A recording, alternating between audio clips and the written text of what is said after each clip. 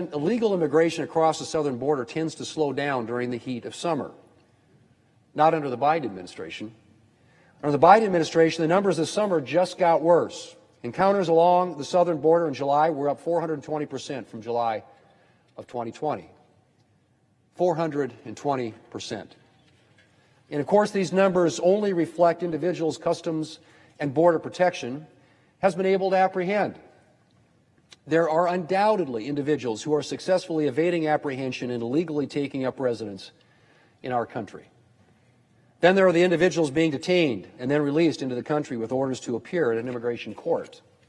This so-called catch and release approach is notorious because the individuals released into the country often never show up in an immigration court as directed. In spite of this, the administration is using this strategy and is apparently employing it to deal with a surge of migrants from Haiti. Despite having committed to deporting these individuals, the administration is releasing thousands of Haitian immigrants into the United States. Mr. President, the situation at the border is a crisis. It's a security crisis, it's a logistics crisis, and it is a humanitarian crisis. Attempting to cross the border illegally is a dangerous enterprise. Migrants face the risk of death, injury, heat exhaustion, and disease, to say nothing of the risk of exploitation from smugglers and traffickers who are profiting to the tune of hundreds of millions of dollars by conveying people across the border illegally. By failing to stem the flow of illegal immigration, the President is perpetuating this humanitarian disaster. And Democrats in Congress are helping him. My colleagues across the aisle have been trying to add amnesty for illegal immigrants into the tax and spending spree that they're considering. That's a policy that's pretty much guaranteed to further encourage individuals to make the dangerous and illegal journey across our southern border.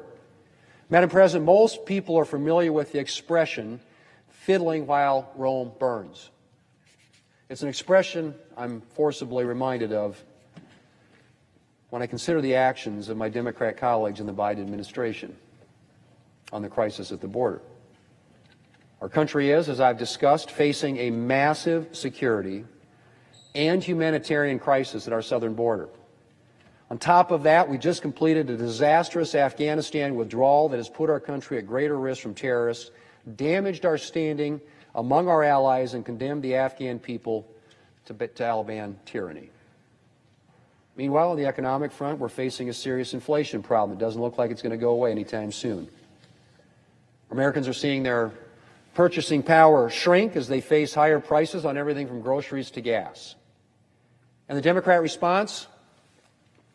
Essentially sticking their fingers in their ears and humming, or checking their watches to see if the unpleasantness is over yet. If you were just going by Democrats' legislative priorities, you'd be forgiven for thinking that none of these problems I've discussed even exist. Rather than addressing our border crisis or our inflation problem, Democrats are right now attempting to tee up massive reckless tax and spending sprees to vastly expand the reach of government into Americans' lives. Our border is in crisis. Our country's at risk.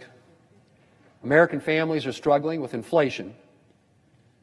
And Democrats' top priority is advancing socialism.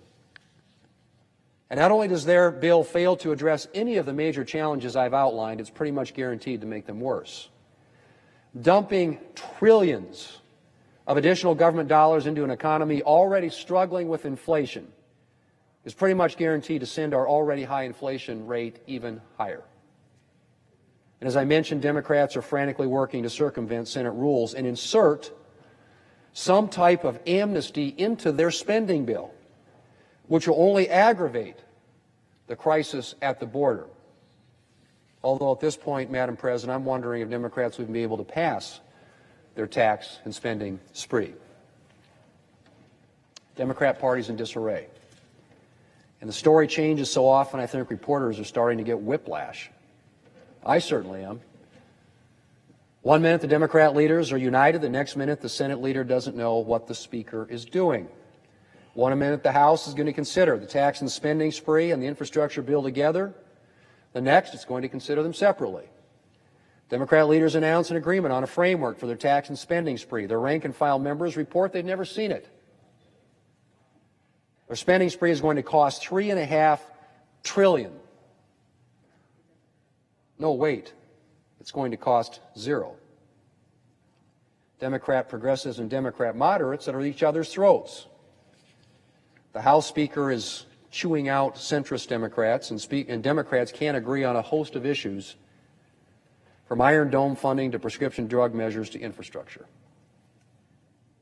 The Democrat Party is unraveling fast, and Madam President, I should say it's deeply unfortunate that Democrats can't seem to rise to the challenges of governance.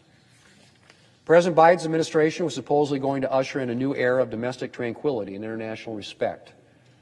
The professionals, we were told, were back in charge. Well, instead, it looks like Democrats and the President are going to leave our country a lot worse off than they found it, burdened by tax hikes and government spending, that is, if they can ever manage to agree on a bill, in greater danger from terrorism and with a never-ending crisis at our southern border. Madam President, if Democrats don't change their focus and get their act together, a weakened country is likely to be their legacy. I yield the floor. I suggest the absence of a quorum. The clerk will call the roll. Ms. Baldwin.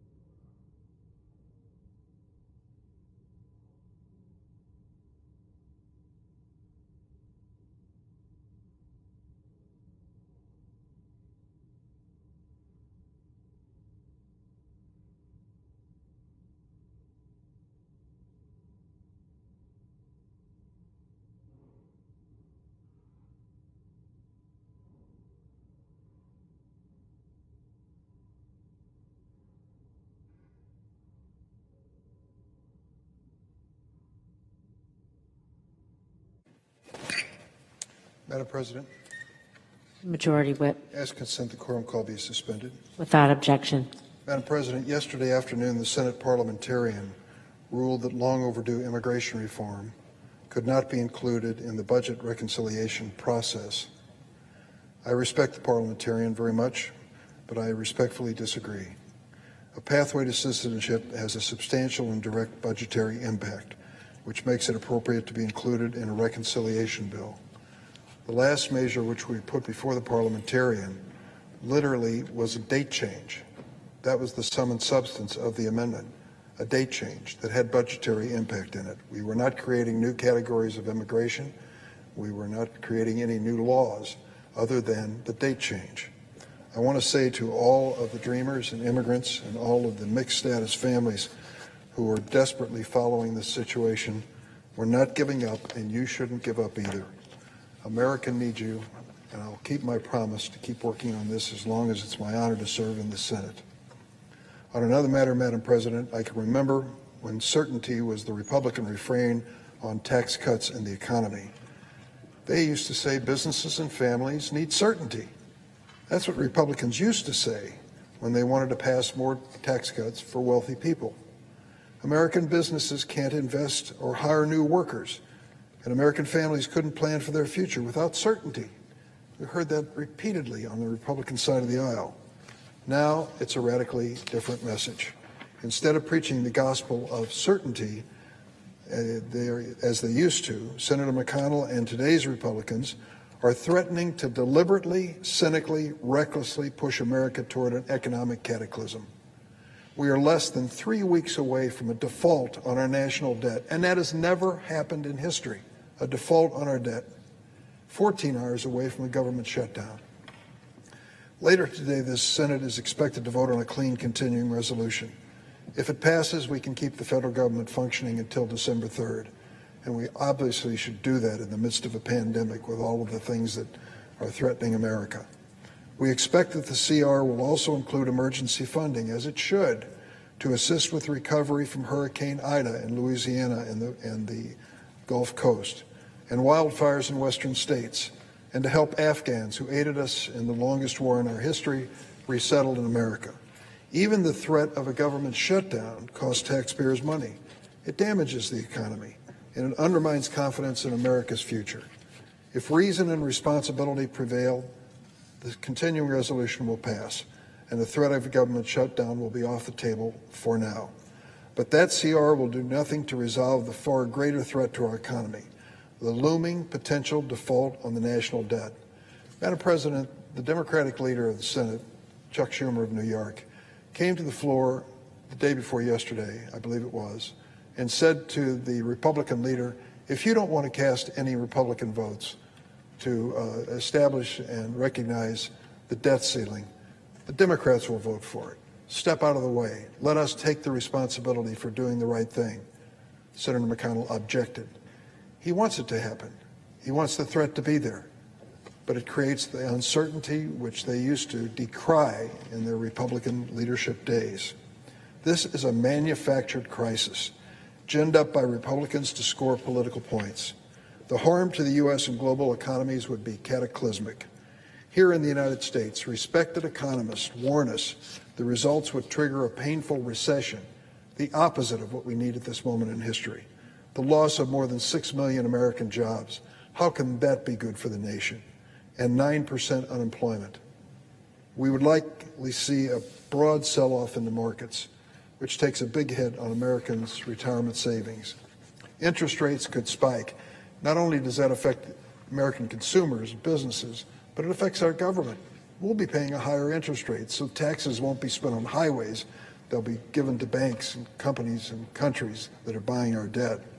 For working families, higher interest rates would mean bigger monthly payments on your mortgage, car loans, credit cards. For the federal government, higher interest rates would result in larger deficits and even a larger national debt. Think about that. Republicans are threatening to default on America's national debt because they say they're worried about deficits and debt. And defaulting on our national debt will make both worse. Because we've never been through a default, it's hard to know exactly what payments the government will have to stop immediately and which payments might continue for a while. I don't want to sow seeds of fear across America or panic, but we've got to be honest and realistic. If we don't establish and recognize the national debt of this country, it'll be the first time in history. Some of the payments that are at risk in my state of Illinois and my nearby state of Kentucky are obvious. More than 1.3 million families in Illinois and more than 500,000 families in Kentucky could see their child tax credits delayed. Nearly 600,000 veterans in Illinois and nearly 300,000 veterans in Kentucky could see their benefits delayed. That includes disability payments, VA pensions, education benefits, loan guarantees, and other benefits that veterans have earned with their service and sacrifice. Seniors would be hurt. Almost 2.8 million seniors in Illinois and more than 1 million in Kentucky would see their Social Security checks threatened. Defaulting on our national debt could trigger a global financial crisis. It would squander one of our nation's most valuable economic assets. Trust by investors that America pays its bill and keeps its word would be at risk. The U.S. dollar could lose its valuable place as the world's primary currency. That would be a gift to our competitors in China. American families and businesses are still struggling from financial devastation caused by the coronavirus. The crisis threatening America today is being manufactured right here in the Senate by politicians who believe cynically that it will help them politically to default on America's debt. Haven't the institutions of this great nation suffered enough? 10 months ago, an angry man, enraged over losing an election, summoned a mob to attack this Capitol building on January 6th and try to overturn a presidential election. And now that former president's party is refusing to do its part to avoid a default on our national debt. Let's be clear about why Congress needs to address the debt limit. Addressing this debt limit allows Congress to continue to borrow money to pay for expenses that have already been incurred. This measure that we are talking about, the acknowledgement of our debt ceiling, is to pay the debts of the Trump administration. The national debt of America increased by 36% under President Trump in one 4-year period of time. We are taking recognition of the fact that that money was spent and has to be paid for. 97% of the total federal debt occurred before Joe Biden became president. This is debt that was built up under presidents and congressional majorities in both parties. As I said, $8 billion, nearly a third of the entire debt, was added under Donald Trump with the support of the same Republican senators who will not acknowledge that that is now part of our responsibility. Now Senator McConnell and his Republican colleagues are playing a verbal shell game, claiming falsely that we need to address the debt limit to pay for future spending. That is not true, and they know it. If this Congress had not spent a penny since Joe Biden took office, we would still have to deal with the debt limit to pay for the Trump bills he'd left behind. Democrats have offered proposals twice this week. On Monday, Senator Schumer offered a proposal that dealt with the debt limit. It included a CR to prevent a government shutdown and provided emergency aid, which is needed for the victims of Hurricane Ida, wildfires, and resettlement of Afghan refugees. The Republicans used the filibuster to stop it. On Tuesday, Leader Schumer offered a proposal to allow the Senate to address the debt limit with just a majority vote. Senator McConnell objected. Not only are Republicans refusing to help pay the debt incurred under presidents of both parties, they're making it as difficult as possible for Democrats to address the debt limit in a responsible way. Defaulting on this debt would be the ultimate dine and dash. It would be grave, self-inflicted wound that would harm innocent Americans for decades. Our Republican colleagues used to preach the gospel of economic certainty. The only thing certain about defaulting on our national debt is that it would be ruinous to our economy, and it's a responsibility both parties should want to avoid. Mr. President, I yield the floor.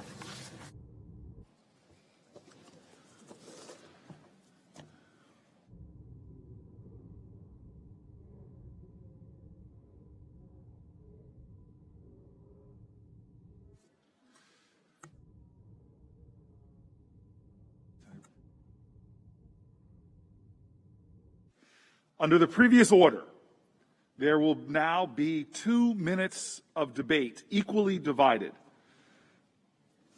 Prior to a vote in relation to the Cotton Amendment number 3833.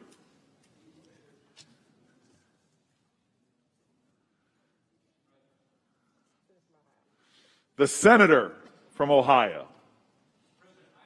Support of this amendment. I think it's important that we pass it, and I hope my colleagues on both sides of the aisle support it. As we all know, as a result of the rushed and chaotic evacuation from Afghanistan, people were left behind, including some American citizens and a lot of Afghans who had helped us. But because of the chaos, we also evacuated many Afghans who have no record of assisting us or our allies. In fact, we were told by the administration that the majority of the evacuees in the United States, called parolees, are neither U.S. citizens, green card holders, or SIV applicants who had helped us. This is a common sense amendment to simply make sure those parolees are properly vetted like any other group of parolees or refugees would be.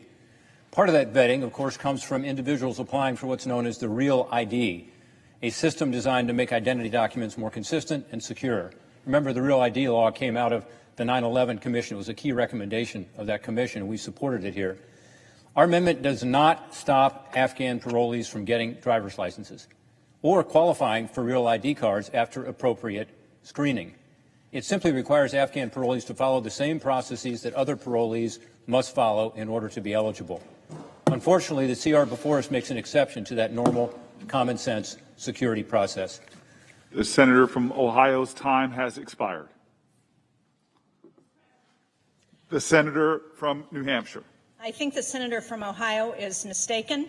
In fact, the Afghan refugees who are coming here are going to be properly vetted. And in a September 2nd letter led by Senator Cotton, he said that, and I quote, "Our immediate priority is the safety and well-being of American citizens, permanent residents, and allies who were left behind in Afghanistan." But it seems that that concern for our allies only extends so far as for Senator Cotton and this amendment. As our Afghan allies are being brought into the United States on humanitarian parole, he wants to limit their ability to settle into a new life. We need to vote no on this amendment.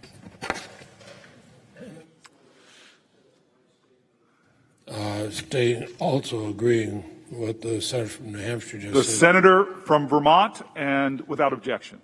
Be included. Thank you. All time has expired. The question is on the amendment 3833. Is there a sufficient second? There appears to be. The clerk will call the roll.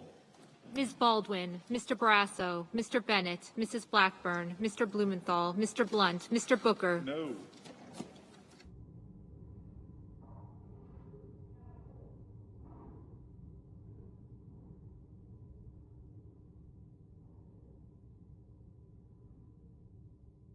Mr. Bozeman.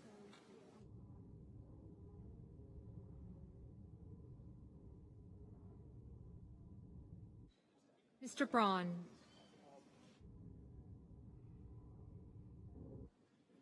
Mr. Brown. Mr. Burr.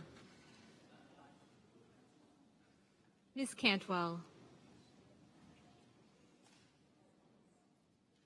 Mrs. Capito. Mr. Cardin.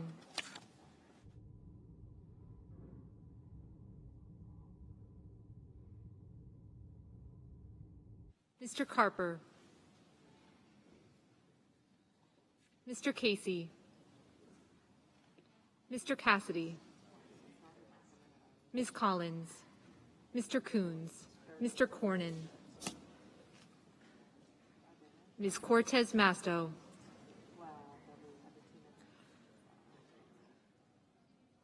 Mr. Cotton.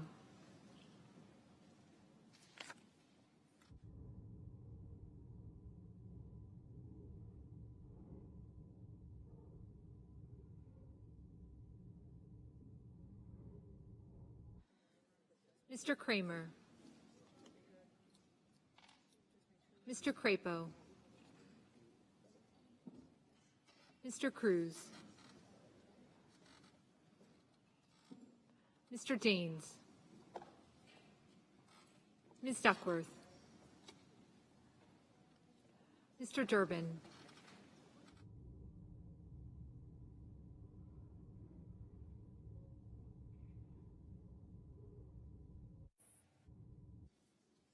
Ms. Ernst. Mrs. Feinstein.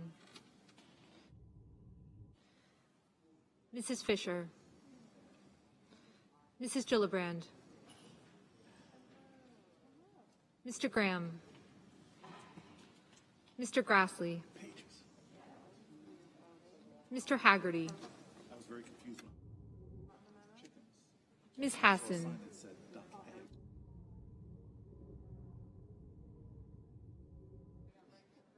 Mr. Hawley.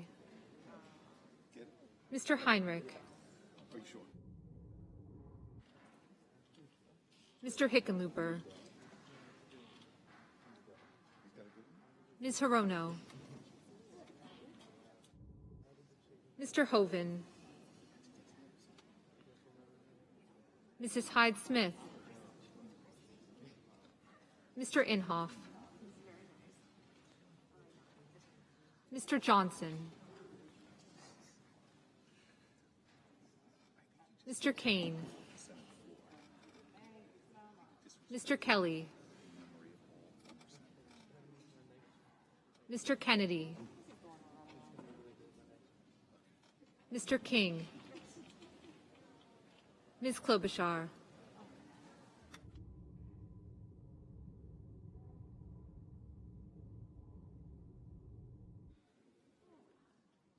Mr. Langford, Mr. Leahy,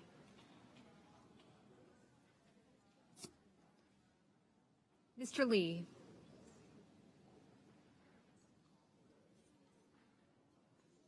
Mr. Lujan,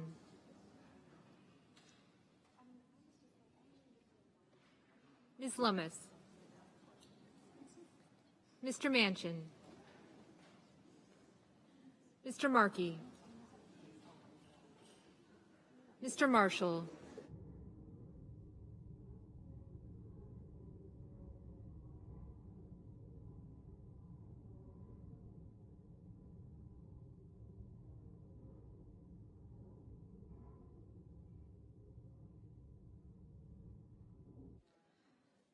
Mr. McConnell, Mr. Menendez,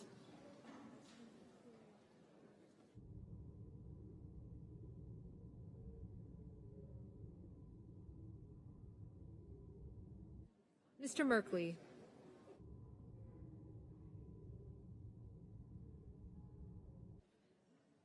Mr. Moran, Ms. Murkowski, Mr. Murphy, Mrs. Murray,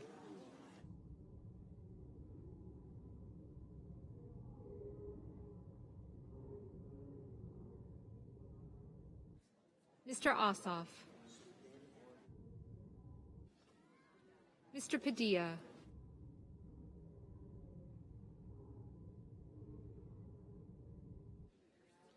Mr. Paul, Mr. Peters, Mr. Portman,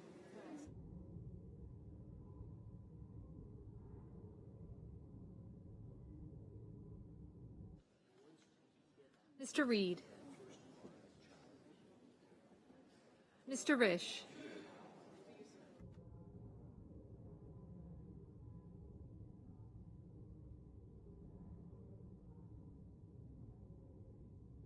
Mr. Romney, Ms. Rosen,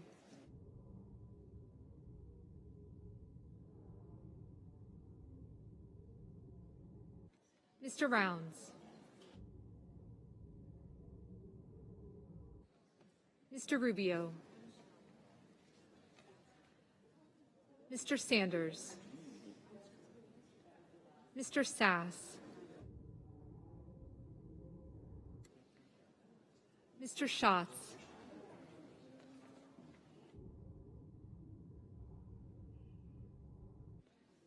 Mr. Schumer,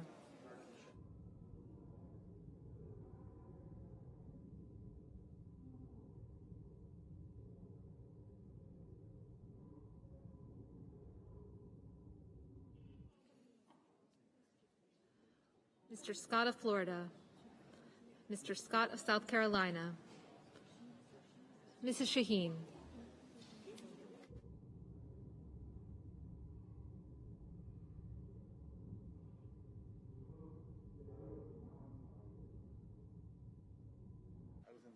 Mr. Shelby, Ms. Sinema, Ms. Smith, Ms. Stabenow, Mr. Sullivan,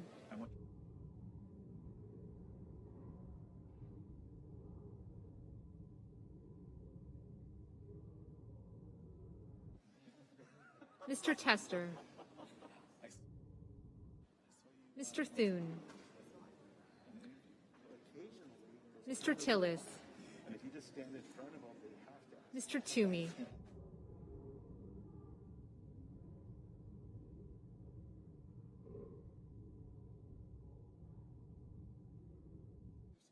Mr. Tuberville,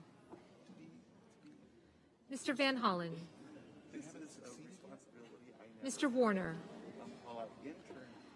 Mr. Warnock, Ms. Warren, Mr. Whitehouse, Mr. Wicker,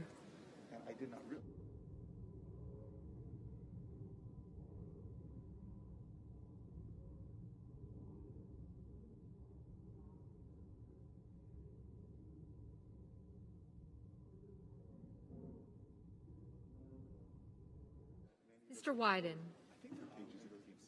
Mr. Young,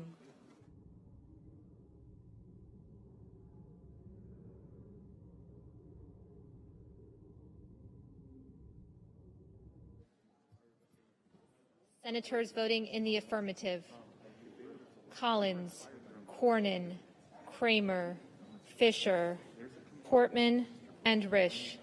Senators voting in the negative: Booker, Casey, Cortez Masto, Durbin, Hassan, Kelly, Leahy, Lujan, Markey, Reed, Rosen, Schatz, Shaheen, and Warnock.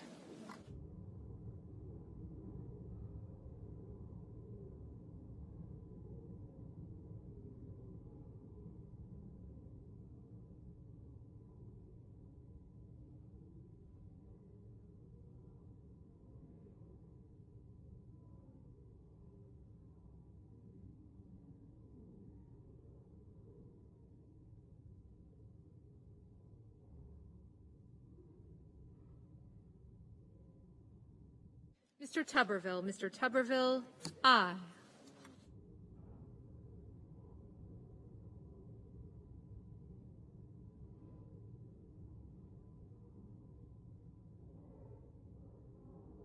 Ms. Baldwin, no. Mrs. Murray, no.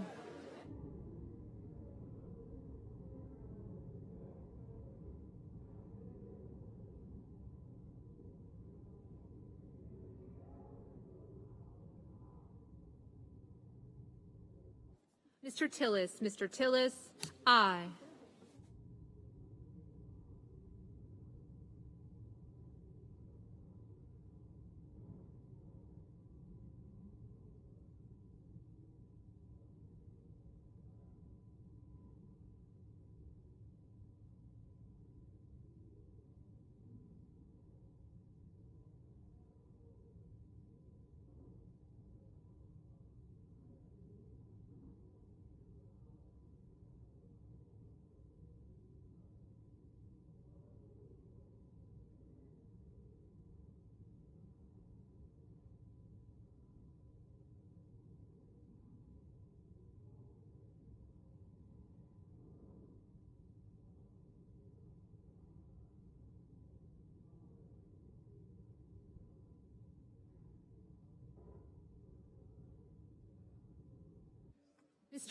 Mr. Thune, aye.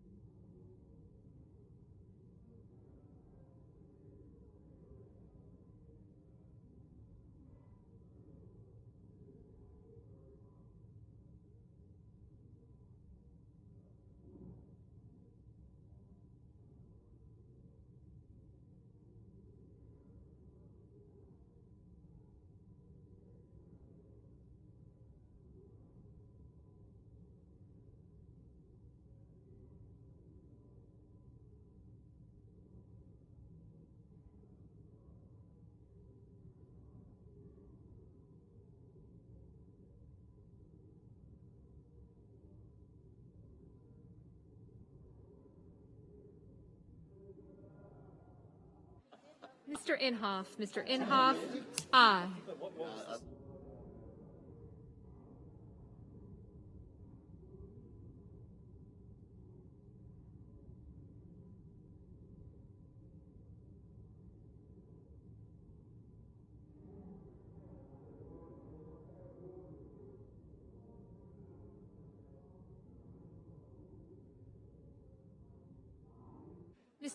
Mr. Wicker, aye.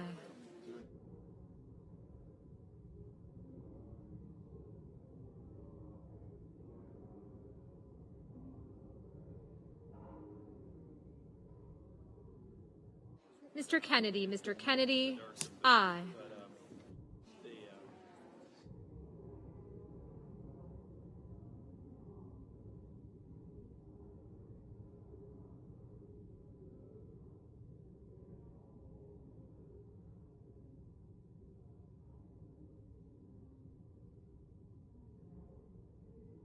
Mr. Braun, aye.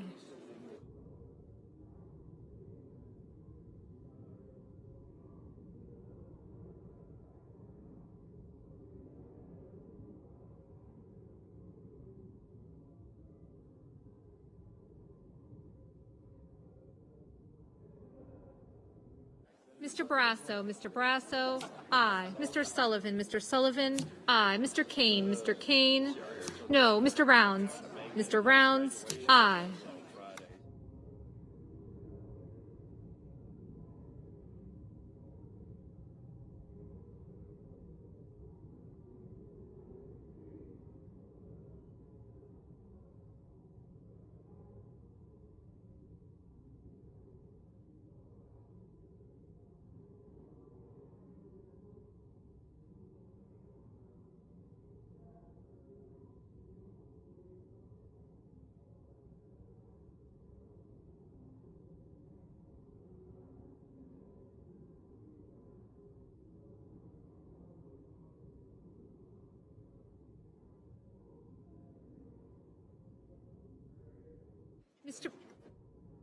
Mr. Brown, no. Mr. Whitehouse, no. Mr. Bozeman, aye. Mr. Blunt, aye.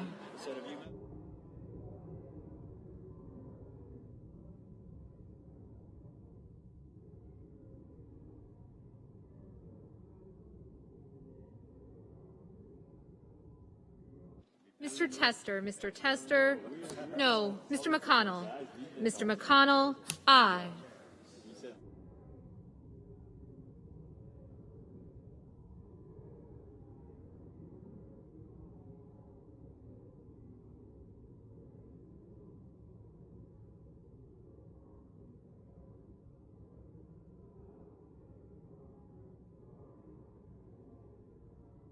Mr. Cotton, aye.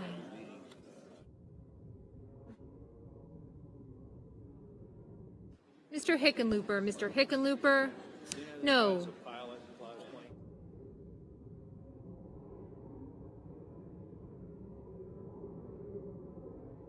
Mr. Graham, aye.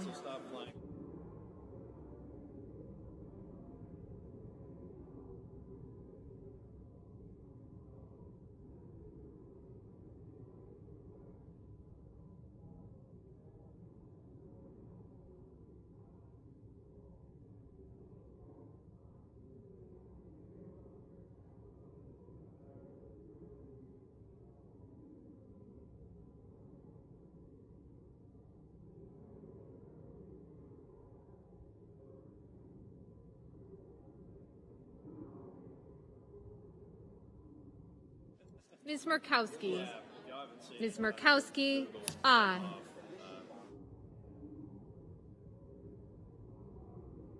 Mrs. Capito, aye. Mrs. Hyde Smith, aye.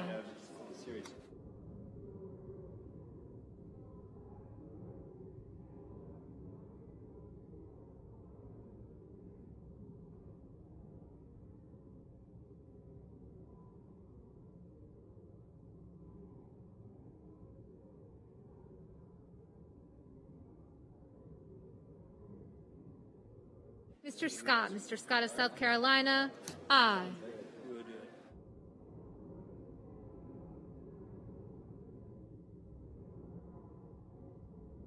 Mr. Paul, aye. Mr. Bennett, no.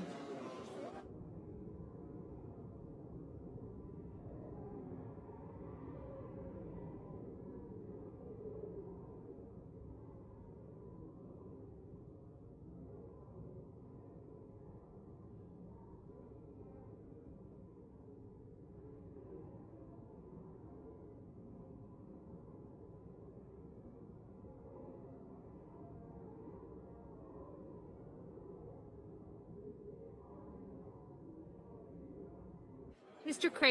Crapo, aye. Mr. Van Hollen, no. Mr. Toomey, aye. Ms. Warren, no.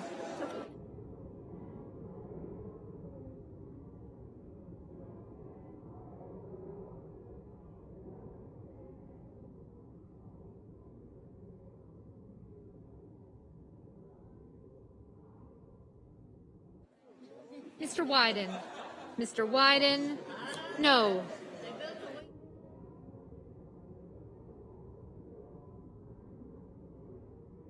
Mr. Warner, no. Ms. Lummis, aye.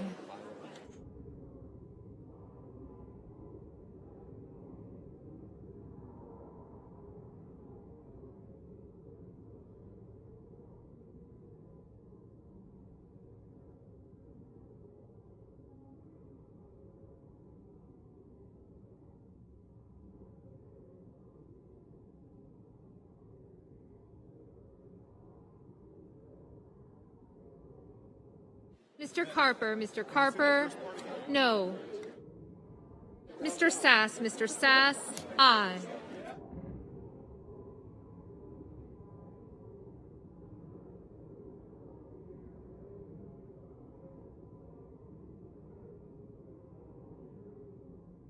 Mr. Merkley, no. Mr. Romney, aye. Mr. King, no.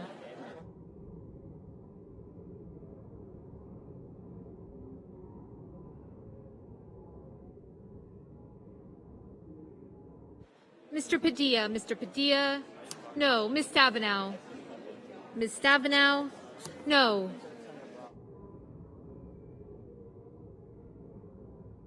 Mr. Hawley, aye.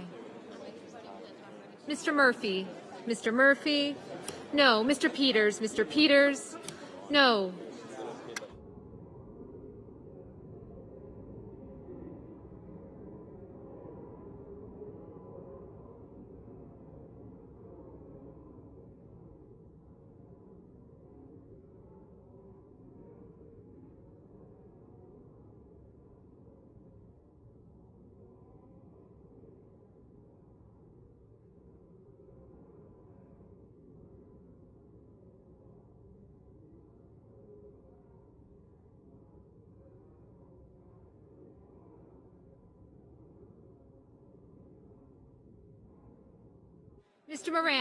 Mr. Moran, aye.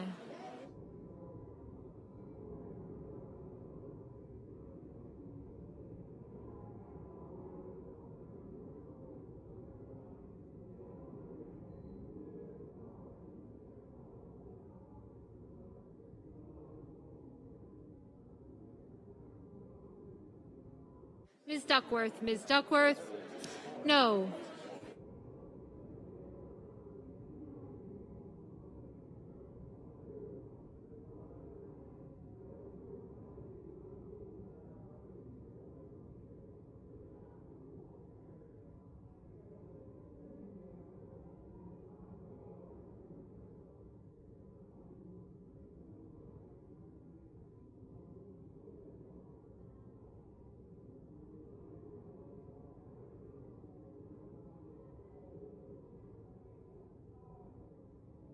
Mr. Cassidy, aye.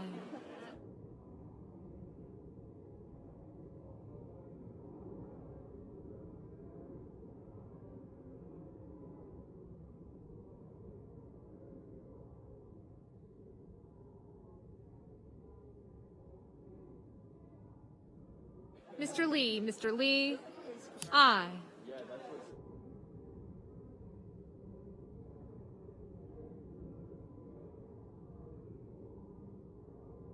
Mr. Shelby, aye.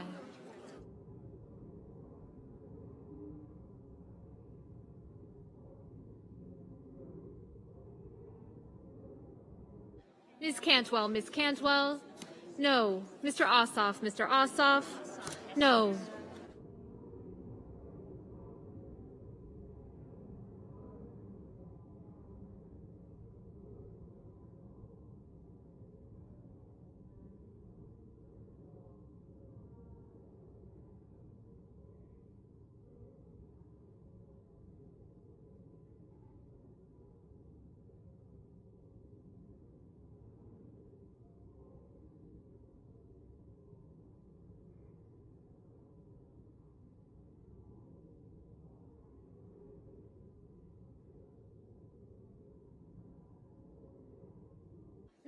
Mr. Burr, aye.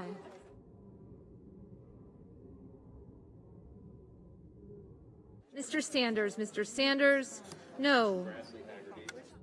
Ms. Smith, no.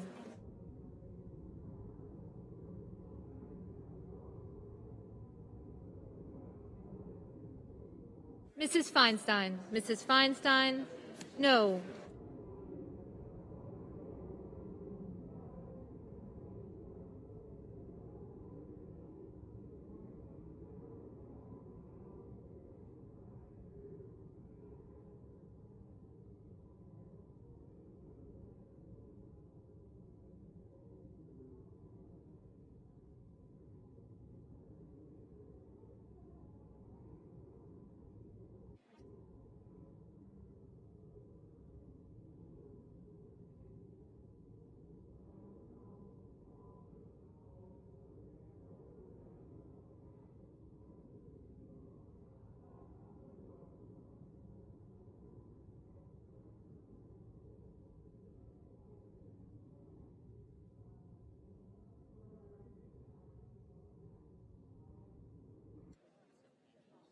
Ms. Hirono, no. Mr. Hoven, aye.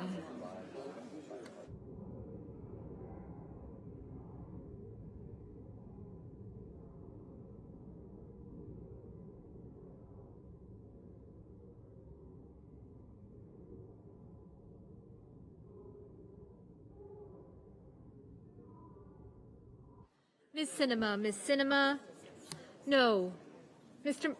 Mr. Manchin,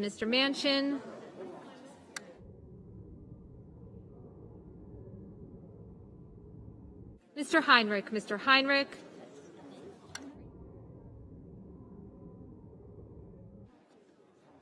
Mr. Heinrich, no. Mr. Johnson, aye.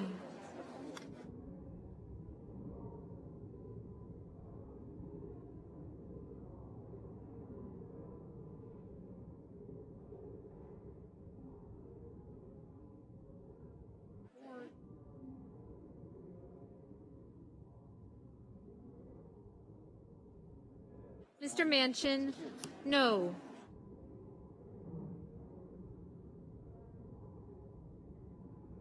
Mr. Daines, aye.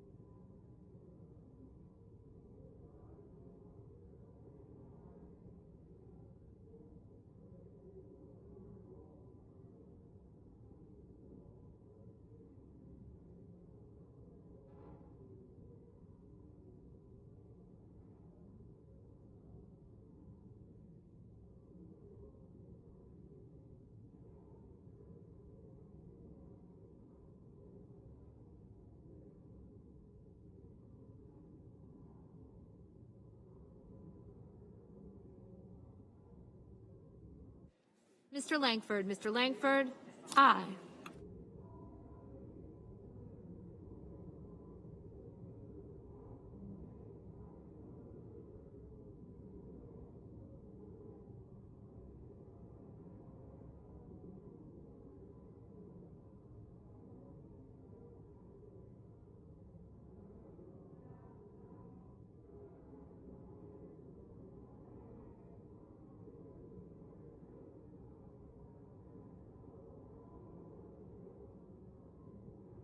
Mr. Haggerty. Mr. Haggerty, aye.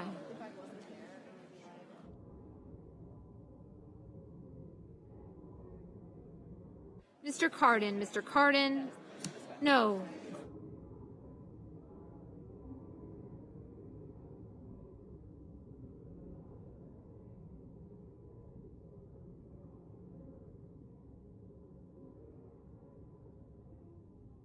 Mrs. Gillibrand. Mrs. Gillibrand, no.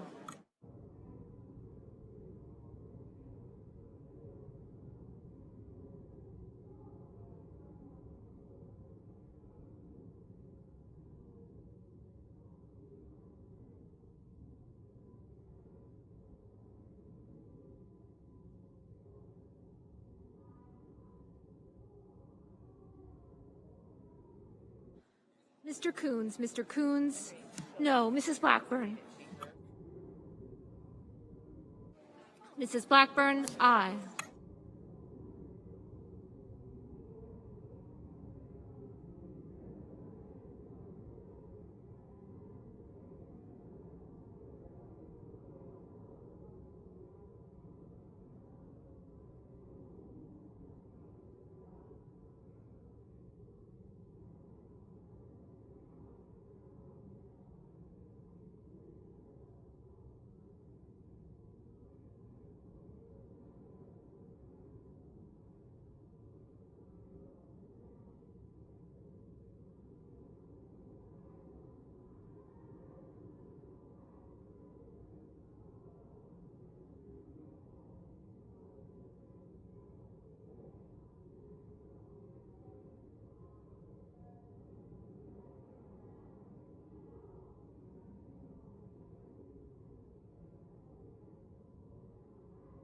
Mr. Schumer. Mr. Schumer, no.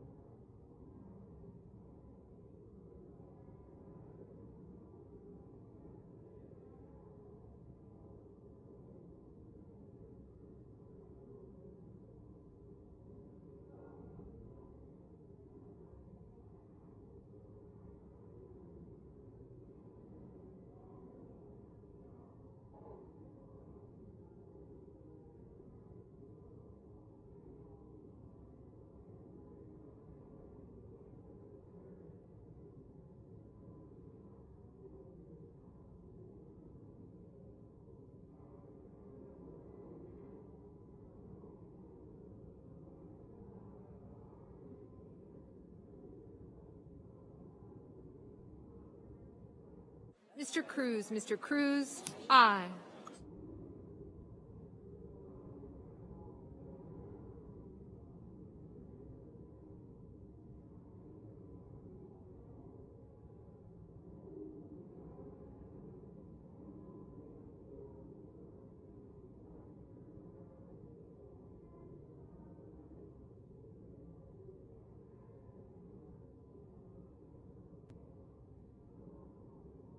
Mr. Menendez. Mr. Menendez, no.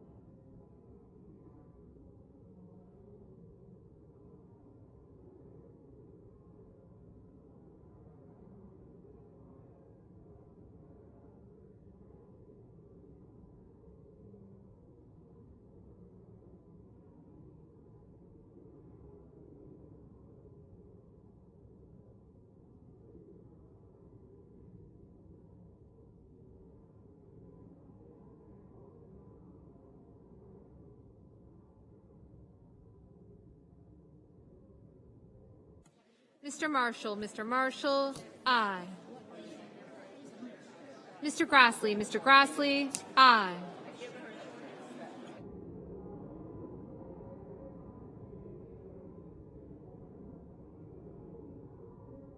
Mr. Young, aye.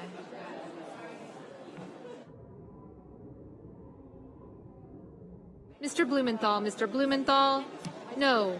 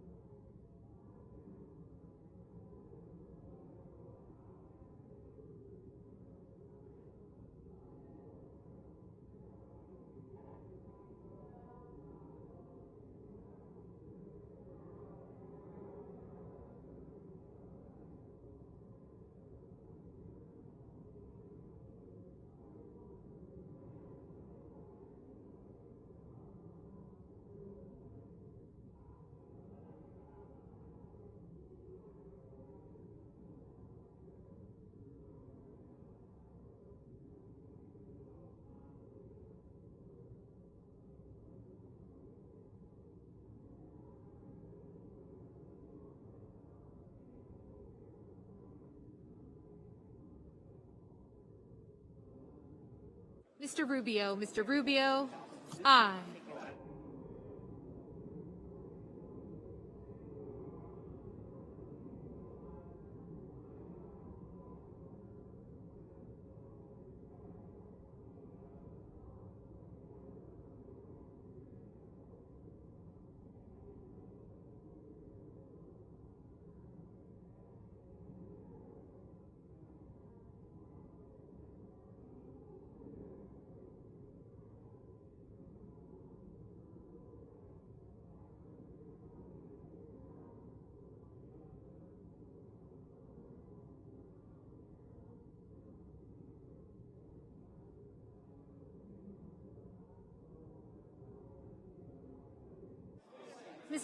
Mr. Scott of Florida, aye.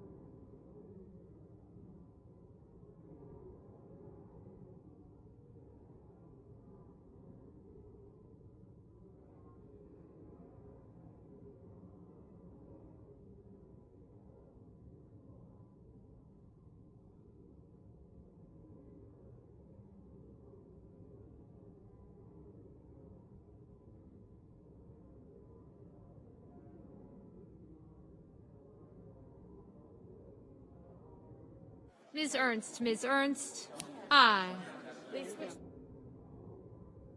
Ms. Klobuchar, Ms. Klobuchar, no.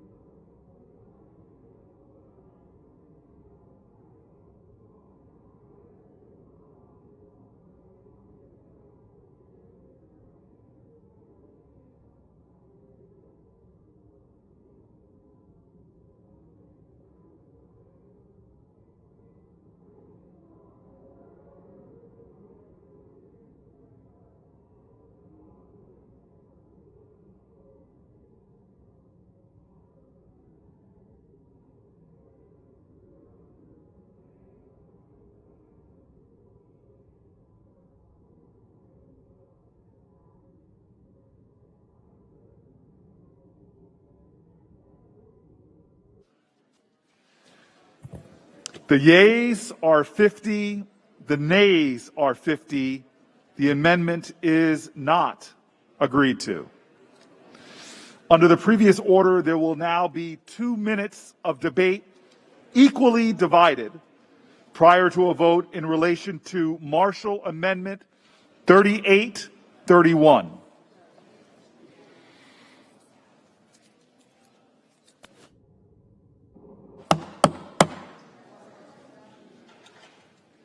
Mr. President. The senator is recognized. Thank you, Mr. President. I rise in support of our amendment to prohibit funds in this legislation to be used to promulgate, fund, or enforce President Biden's unconstitutional vaccine mandate on private employers. As a physician, I'm confident the vaccine has saved lives. My wife and I have got the vaccine, my parents got the vaccine, and they're waiting to get their booster. But whether to receive it is a personal choice between individuals and their doctor, not mandated via unconstitutional executive actions that the administration recently acknowledged they didn't have authority to put in place. No precedent exists in American history for punishing private employers who don't enforce government vaccination edicts. Astonishingly, House Democrats included fines up to $700,000 on businesses that have unvaccinated employees as a way to pay for their out-of-control spending. Make no mistake, this vaccine mandate is not about public health or science. If it were, we'd recognize natural immunity. We'd recognize natural immunity as a highly effective way to combat the virus. The senator's time is expired. The senator from Vermont. President, you know, families across the country are frustrated. So am I. People are doing everything they can to end this pandemic. Highly contagious virus has killed 685,000 people. Drive down the mall, look at the flags by the Washington Monument. And that number is going to keep going up if people don't get vaccinated. So why should we pass an amendment that weakens one of our strongest tools to get people safely through this crisis?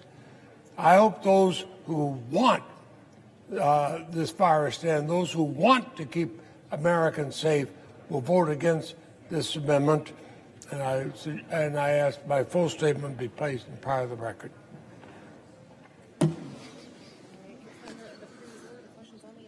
Under the previous order, the question is on the amendment. I'd like to ask for the yeas and nays. Is there a sufficient second? There appears to be. The clerk will call the roll.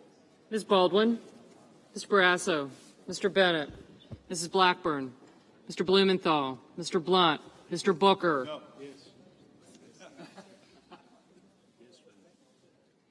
Mr. Bozeman.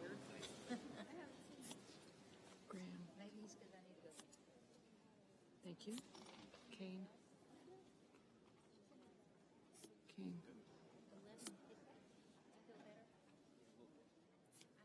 Cruz. Gotcha. Mr. Braun, Mr. Brown. I got you. Cornyn. Gotcha. Mr. Burr, Ms. Cantwell. Mrs. Capito, Mr. Cardin. Mr. Carper. Mr. Casey.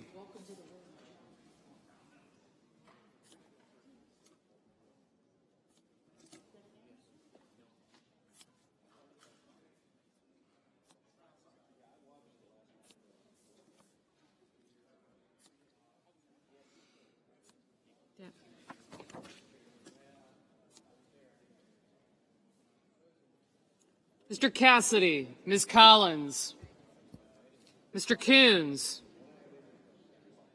Mr. Cornyn, Ms. Cortez Masto, Mr. Cotton, Mr. Kramer, Mr. Crapo, Mr. Cruz, Mr. Daines, Ms. Duckworth, Mr. Durbin, Ms. Ernst, Mrs. Feinstein, Mrs. Fisher, Mrs. Gillibrand, Mr. Graham, Mr. Grassley, Mr. Haggerty, Ms. Hassan, Mr. Hawley, Mr. Heinrich, Mr. Hickenlooper, Ms. Hirono, Mr. Hoven, Mrs. Hyde-Smith, Mr. Inhofe, Mr. Johnson, Mr. Kane, Mr. Kelly, Mr. Kennedy, Mr. King, Ms. Klobuchar, Mr. Lankford, Mr. Leahy, Mr. Lee, Mr. Lujan,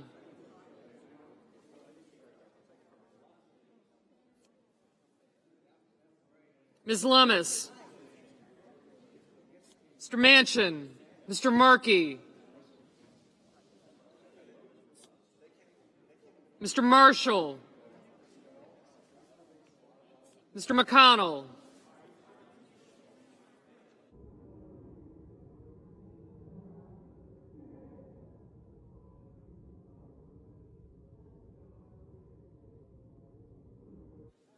Mr. Menendez, Mr. Merkley, Mr. Moran, Ms. Murkowski, Mr. Murphy, Mrs. Murray, Mr. Ossoff, Mr. Padilla, Mr. Paul, Mr. Peters, Mr. Portman, Mr. Reed,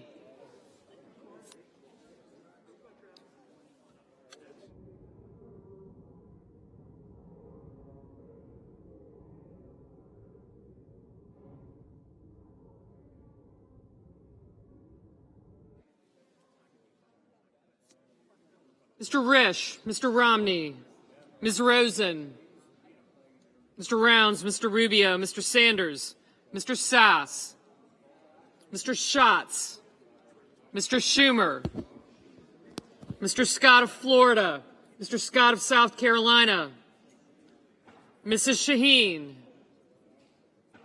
Mr. Shelby, Ms. Sinema, Ms. Smith, Ms. Stabenow, Mr. Sullivan, Mr. Tester, Mr. Thune, Mr. Tillis, Mr. Toomey, Mr. Tuberville,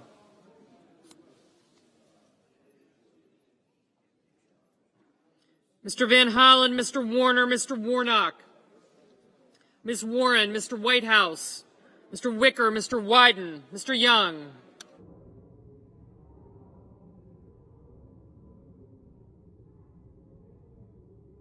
Senators voting in the affirmative: Bozeman, Braun, Burr, Capito, Cornyn, Cotton, Crapo, Cruz, Daines, Ernst, Graham, Grassley, Hawley, Hyde-Smith, Langford, Lummis, Marshall, McConnell, Paul, Rounds, Rubio, Scott of Florida, Tillis, and Young. Mr. Inhofe. Aye. Senators voting in the negative: Blunt, Booker, Brown, Cantwell, Cardin, Duckworth, Kane, King, Leahy, Menendez, Murphy, Padilla, Peters, Reed, Sanders, Sinema, Smith, Tester, Warner, and Wyden. Mr. Portman, aye. Mr. Hoven, aye.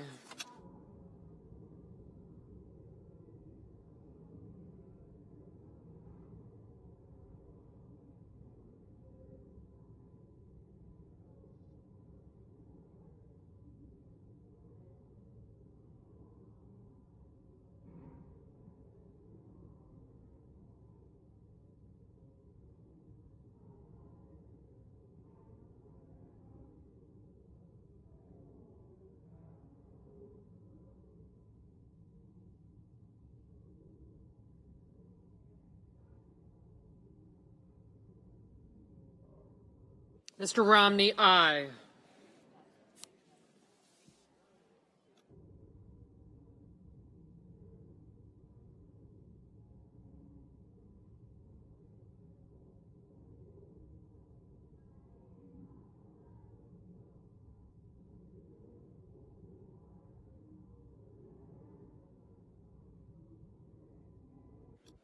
Mr. Ossoff, no. Mrs. Blackburn? Aye. Mr. Coons, no.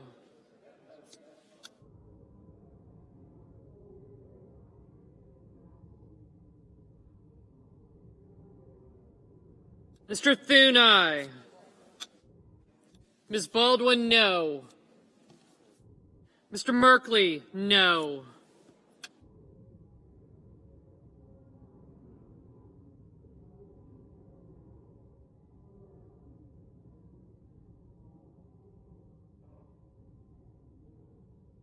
Mr. Shelby, aye. Mr. Moran, aye.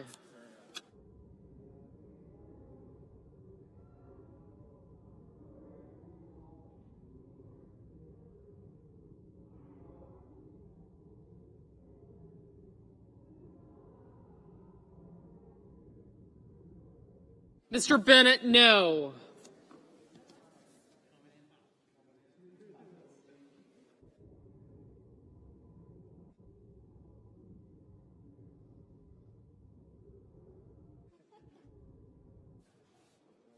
Mr. Markey, no. Mr. Schumer, no.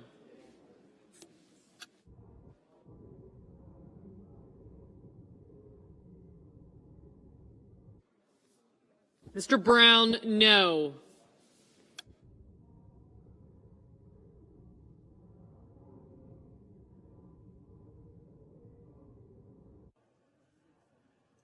Mr. Casey, no.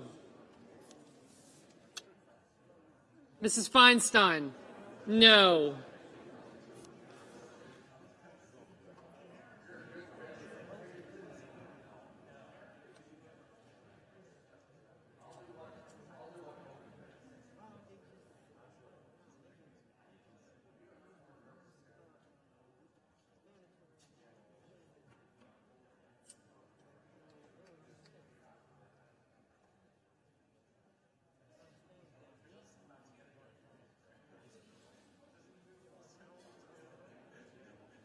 Mr. Kelly, no. Mr. Hickenlooper, no.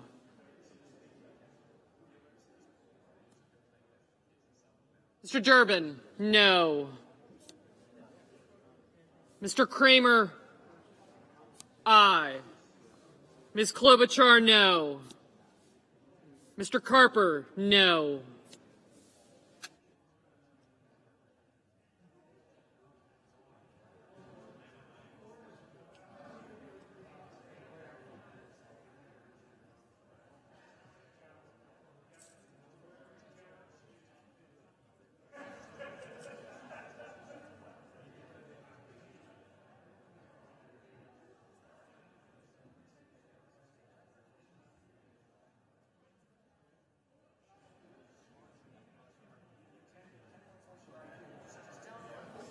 Ms. Cortez Masto, no.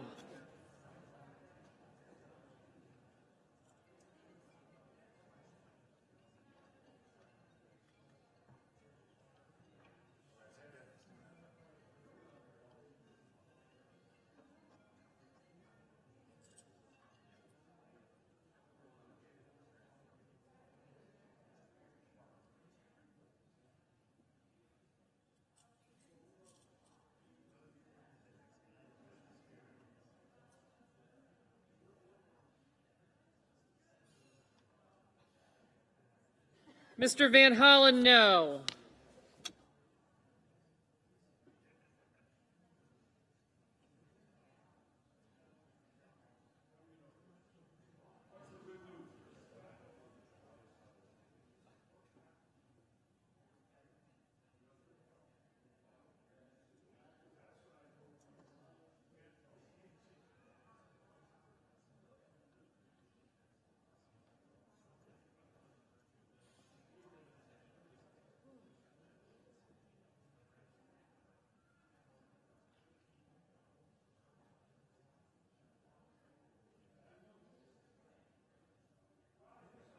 Mrs. Shaheen, no.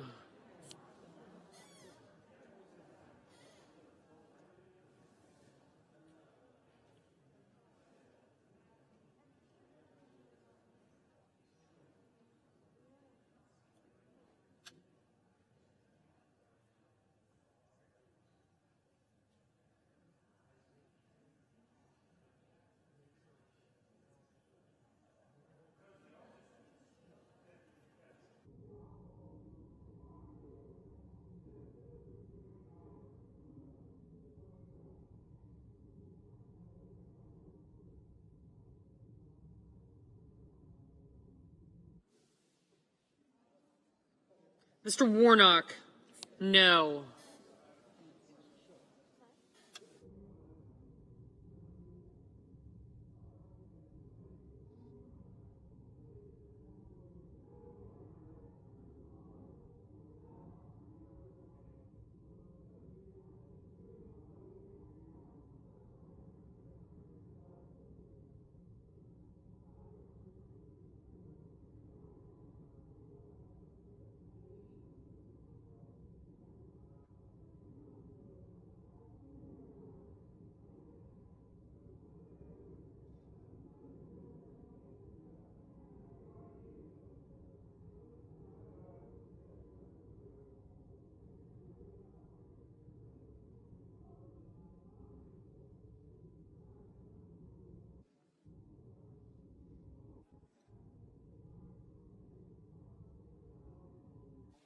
Ms. Collins, aye.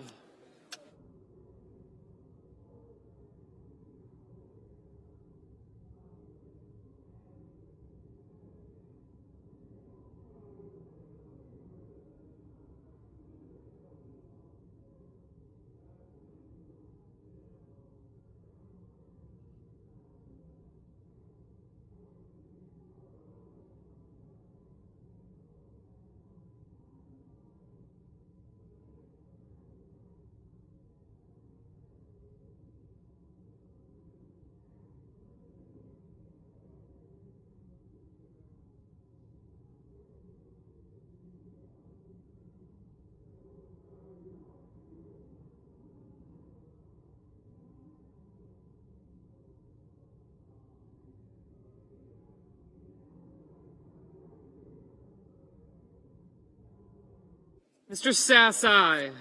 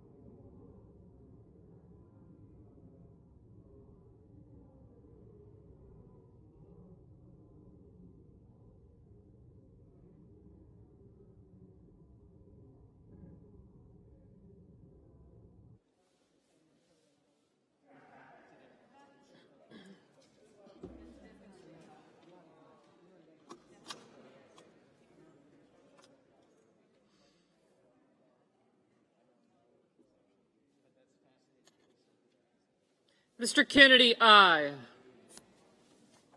Mr. Heinrich, no.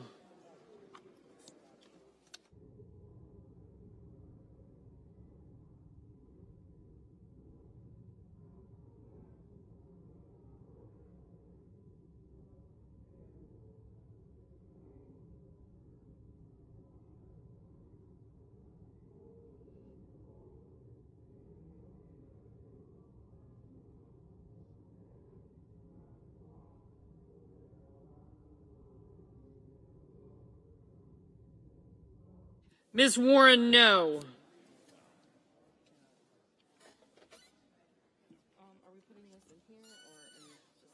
Put it in the folder because you guys are going to take that. Okay. We'll give it back to you, right? Mr. Toomey? Aye.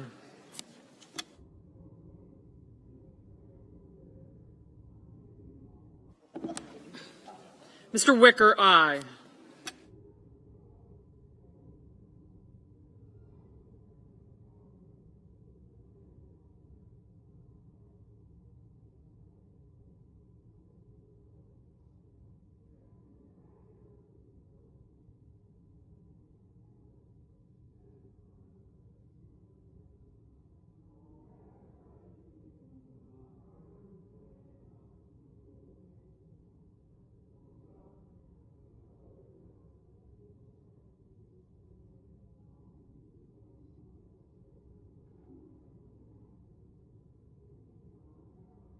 Mrs. Gillibrand, no.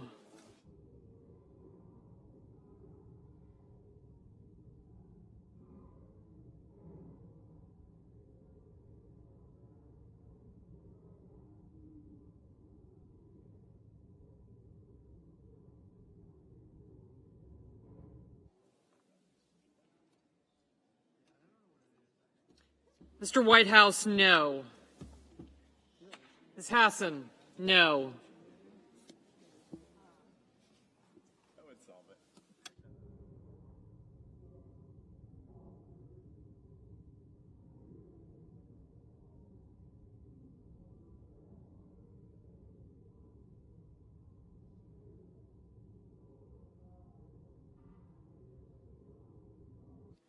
Mr. Risch, aye.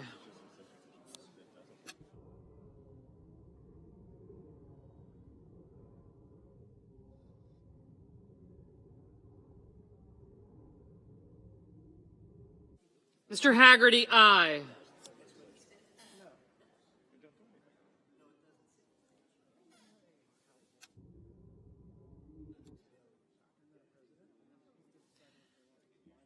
Mr. Tuberville, aye.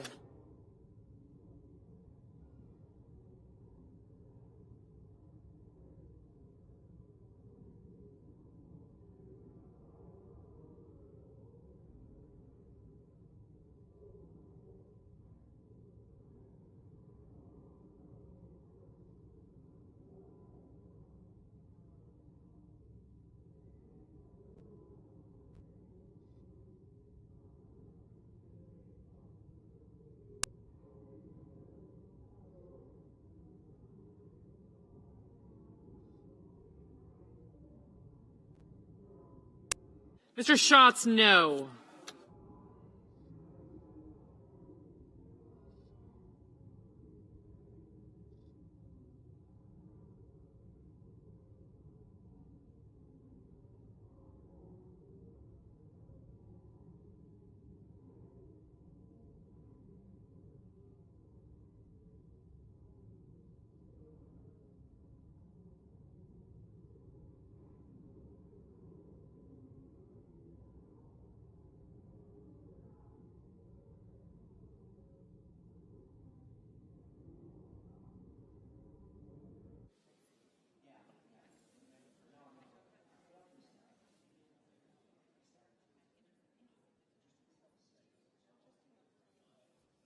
Mr. Cassidy, aye.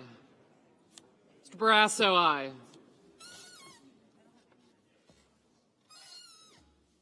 Mr. Manchin.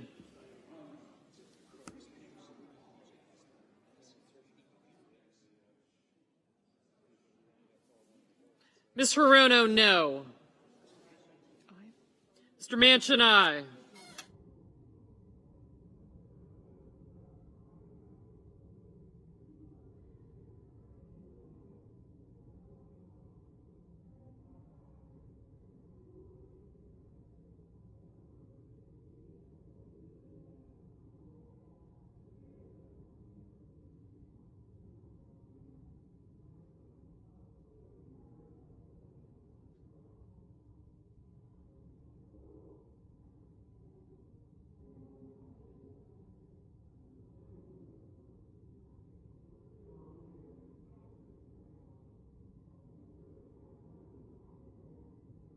Mr. Manchin, no.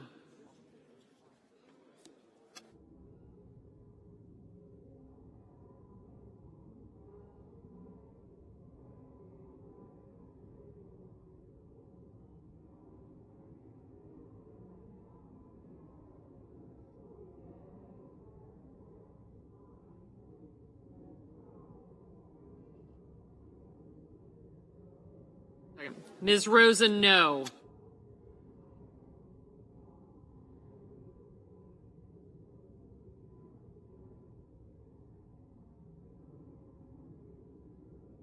Mr. Johnson, aye.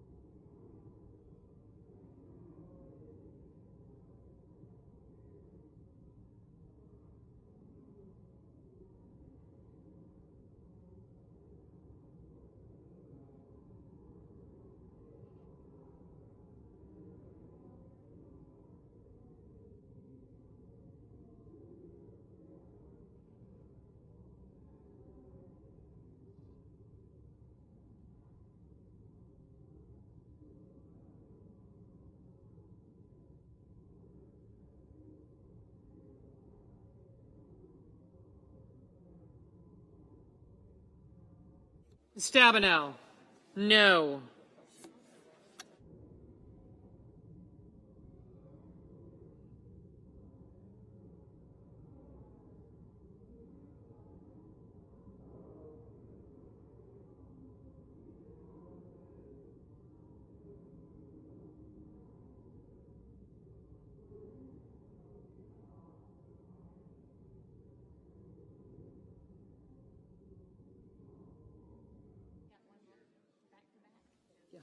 Mr. Scott of South Carolina, aye.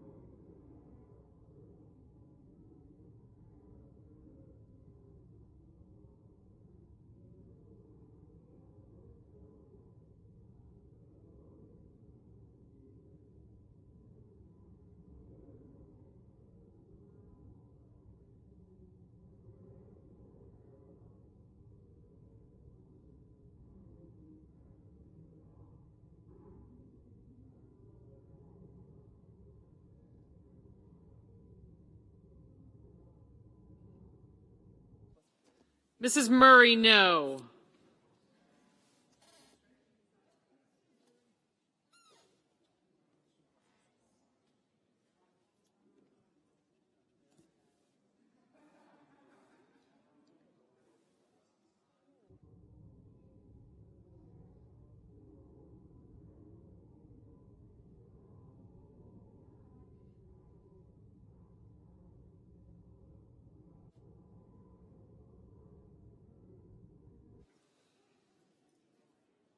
Ms. Murkowski, aye. Mr. Lee, aye.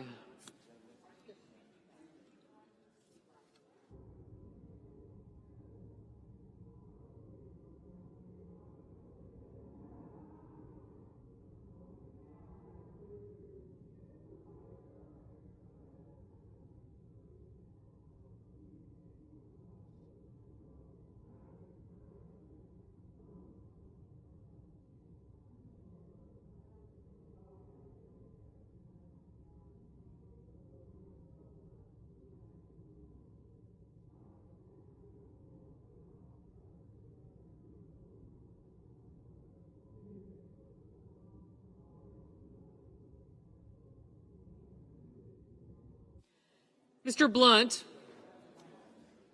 Aye.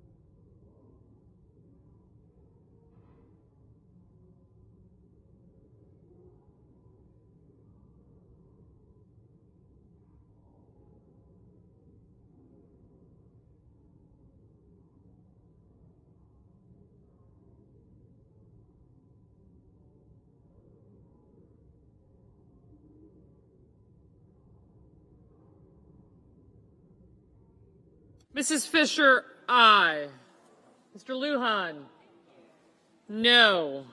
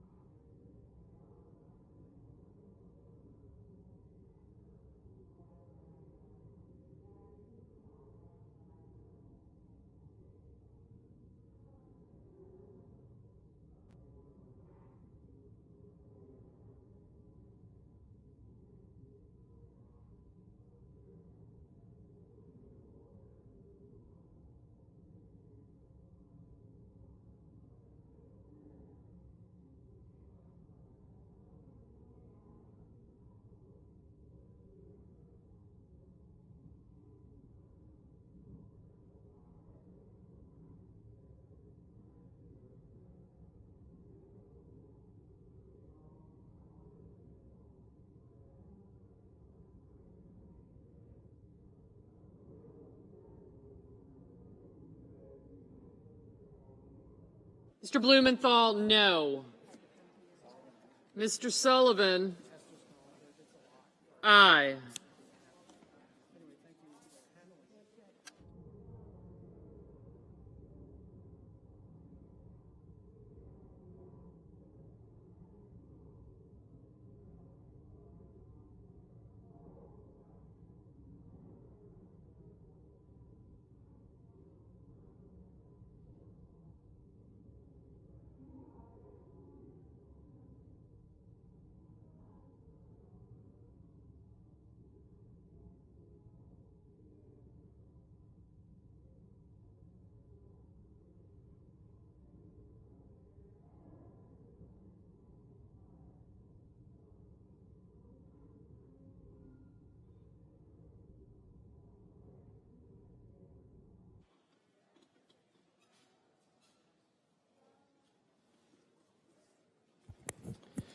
On this vote, the yeas are 50, the nays are 50. Under the previous order requiring 60 votes for the adoption of this amendment, the amendment is not agreed to. Under the previous order, there will now be 2 minutes of debate equally divided prior to a vote in relation to the Braun Amendment number 3832. Mr. President. Senator from Indiana. I left my business to run for Senate because I was fed up with business in D.C. as usual. Americans are fed up as well. I think the place is broken when it comes to our budgeting process. We don't do them anymore. We're debating a funding bill for the fiscal year that ends today. That's how you end up $28 trillion in debt. Congress can agree on basically one thing. Budgets, deficits, debt don't matter anymore. Well, they do. Every business, every state and local government have to do them.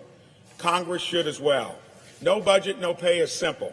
If we do not fund the government by October 1st, we don't get a paycheck until we get it done.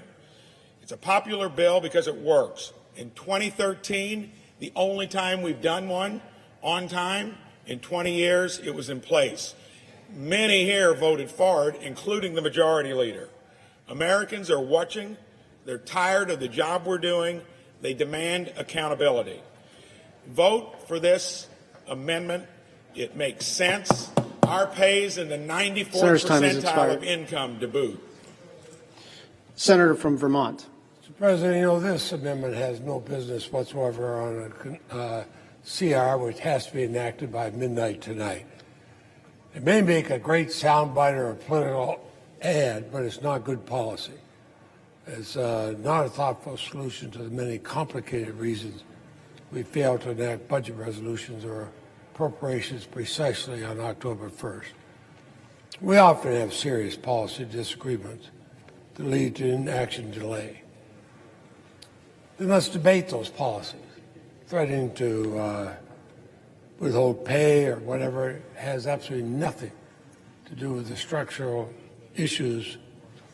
Well, it would do one thing. We'd make sure that we had only multimillionaires in the House and Senate. It's a dangerous precedent. It's potentially corrosive influence of public policy. Let's stop the political posturing. You want this? Do it as a freestanding bill in regular order by the Homeland Security and Governmental Affairs Committee.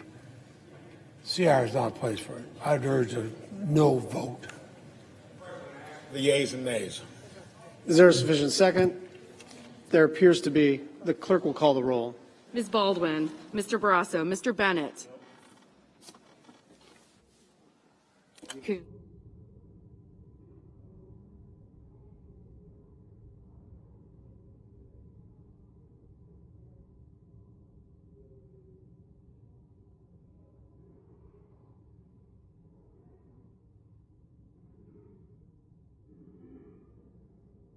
Mrs. Blackburn.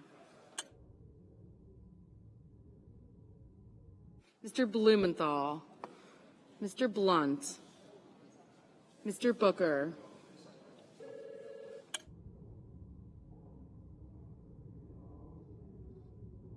Mr. Bozeman.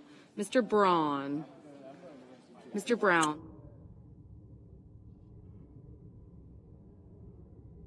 Mr. Burr,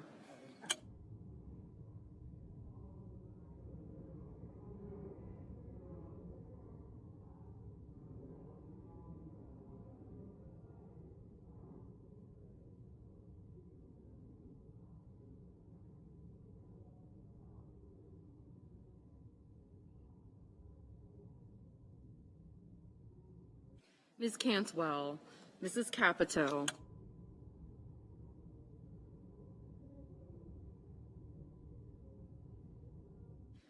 Mr. Cardin, Mr. Carper,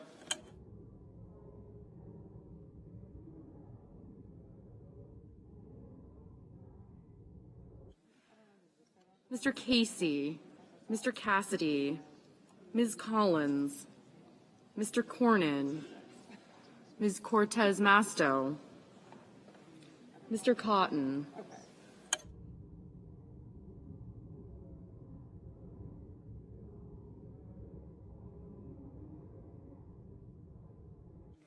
Mr. Cotton, Mr. Kramer, Mr. Crapo, Mr. Cruz,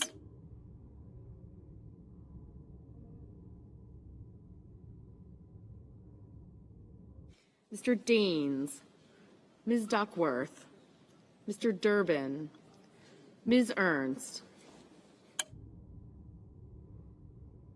Mrs. Feinstein, Mrs. Fisher, Mrs. Gillibrand, Mr. Graham, Mr. Grassley, Mr. Haggerty,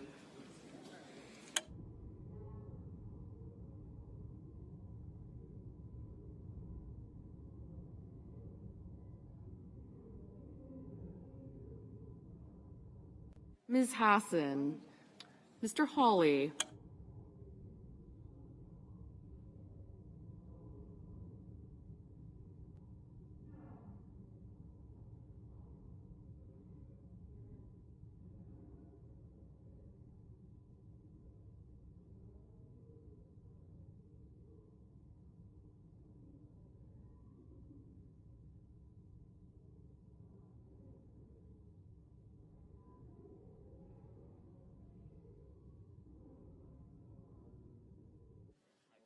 Ms. Hassan, Mr. Hawley, Mr. Heinrich, Mr. Hickenlooper, Ms. Hirono, Mr. Hoban, Mrs. Hyde-Smith,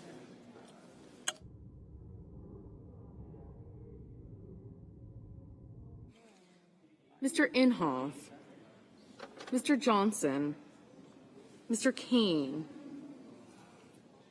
Mr. Kelly, Mr. Kennedy, Mr. King, Ms. Klobuchar,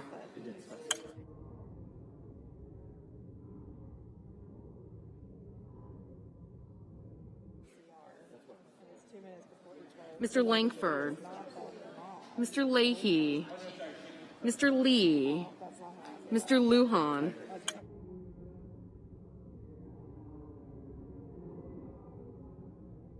Ms. Lummis,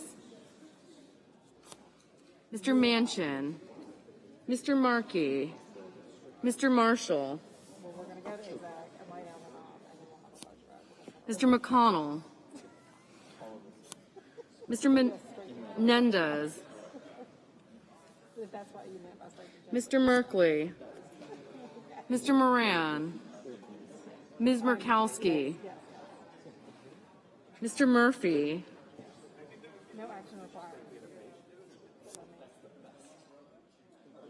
Mrs. Murray, Mr. Ossoff, Mr. Padilla, Mr. Paul, Mr. Peters, Mr. Portman, Mr. Reed, Mr. Risch, Mr. Romney, Ms. Rosen, Mr. Rounds, Mr. Rubio, Mr. Sanders, Mr. Sass, Mr. Schatz, Mr. Schumer, Mr. Scott of Florida, Mr. Scott of South Carolina, Mrs. Shaheen, Mr. Shelby, Ms. Sinema, Ms. Smith, Ms. Stabenow,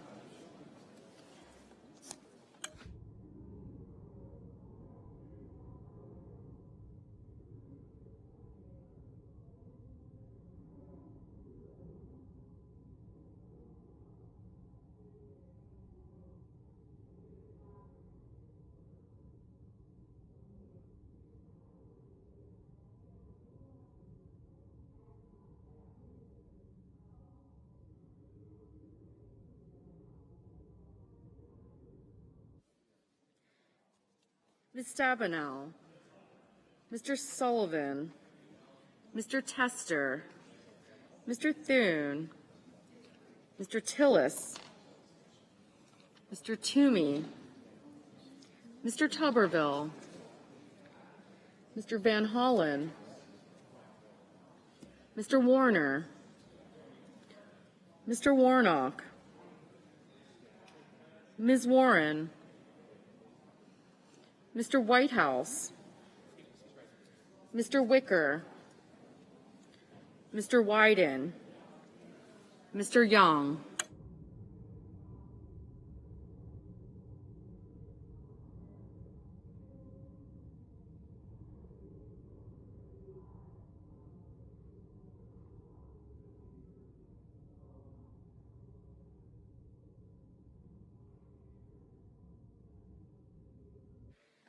Senators voting in the affirmative: Bozeman, Cassidy, Collins, Cornyn, Cotton, Kramer, Daines, Fisher, Graham, Grassley, Hassan, Hawley, Hyde-Smith, Kelly, Marshall, Portman, Rounds, Rubio, Scott of South Carolina, Sinema, Sullivan, and Thune. Senators voting in the negative: Bennett, Blunt, Cardin, Casey, Coons, Duckworth, Durbin, Heinrich, Kane, Leahy, Lujan, Murkowski, Murray, Paul, Peters, Schatz, Shaheen, Stabenow, Tillis, and Whitehouse. Mr. Brown. Mr. Brown, aye. Mr. Burr, aye. Mr. Braun. Mr. Braun, aye.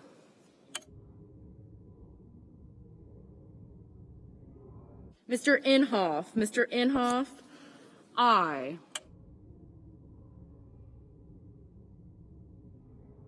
Mr. Crapo. Mr. Crapo, aye. Mrs. Capito. Mrs. Capito, aye.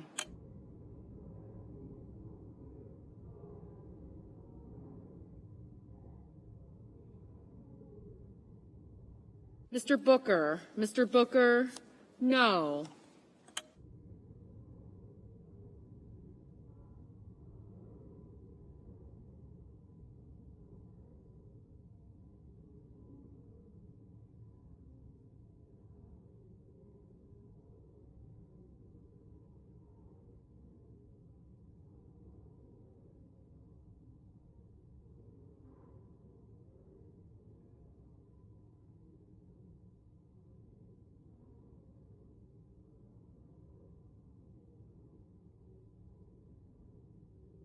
Mr. Van Hollen. Mr. Van Hollen, no.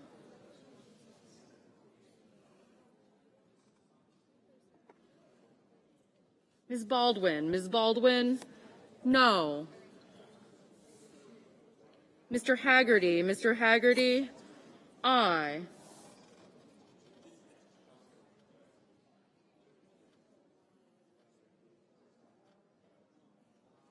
Mr. Barrasso. Mr. Barrasso, aye.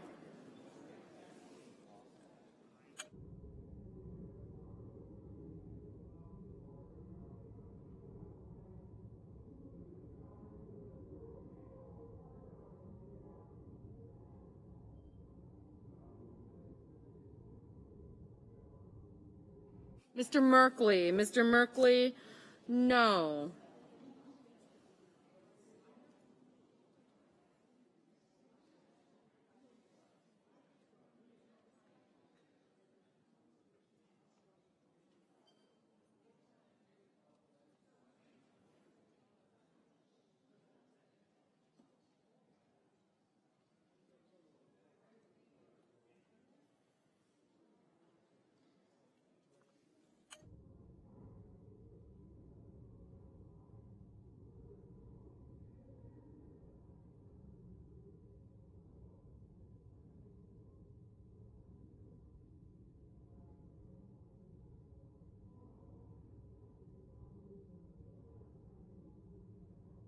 Mr. Romney. Mr. Romney, aye.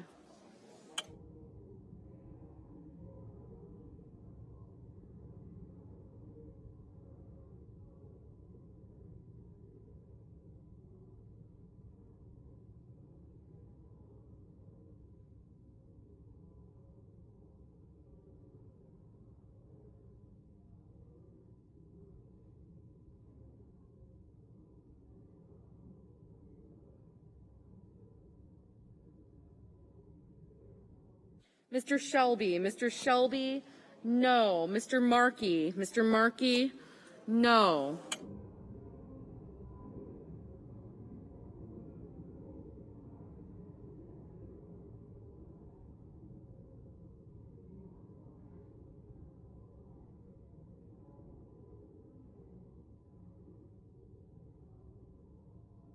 Mr. Brown. Mr. Brown, no.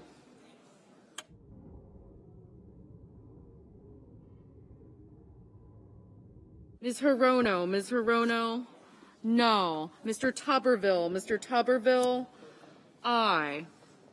Mr. Langford. Mr. Langford, aye.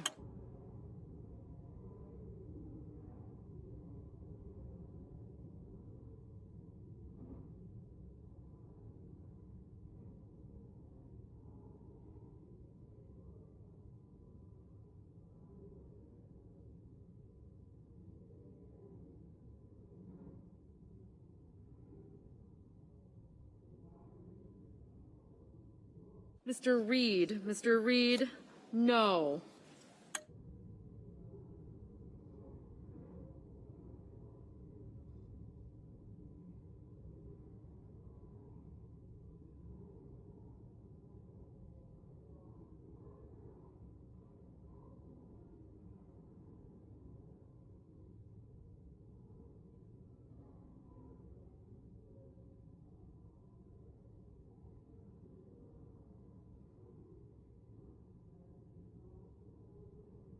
Ms. Cortez Masto. Ms. Cortez Masto, aye.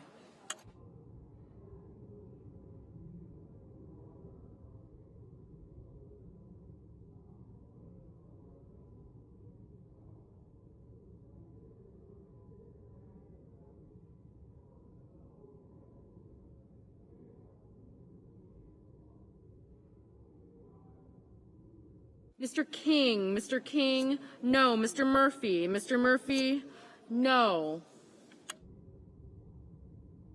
Mr. Hoven. Mr. Hoven, aye.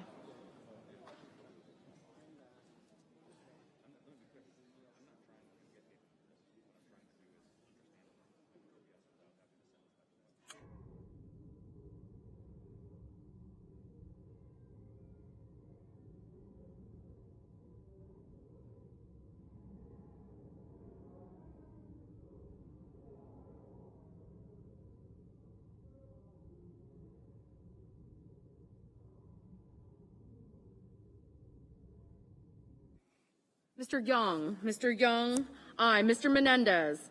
Mr. Menendez, no. Mr. Markey. Mr. Markey,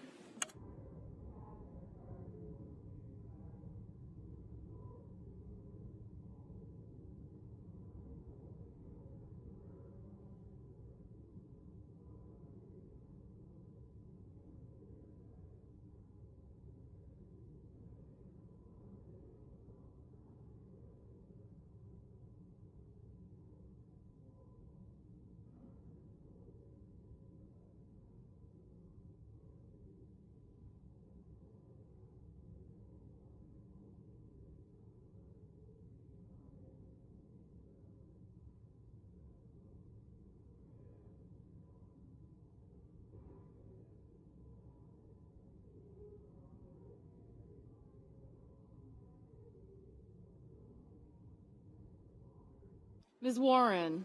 Ms. Warren, no. Ms. Ernst. Ms. Ernst, aye.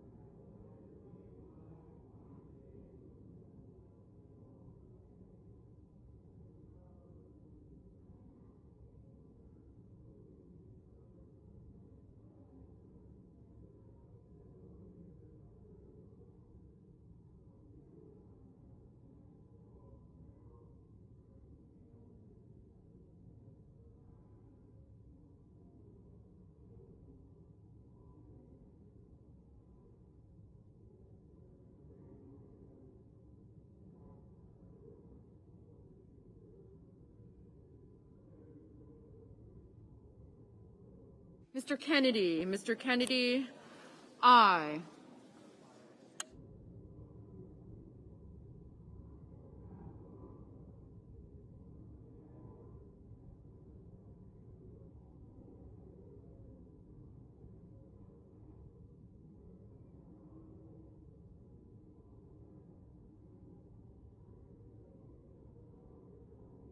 Mr. Schumer. Mr. Schumer, no.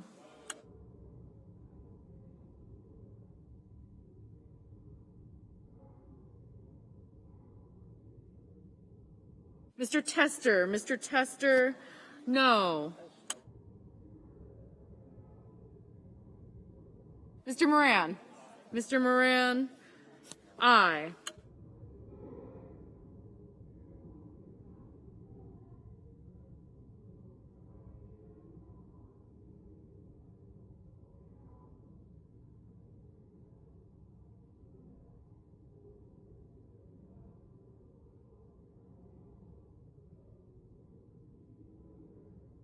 Ms. Rosen. Ms. Rosen, aye.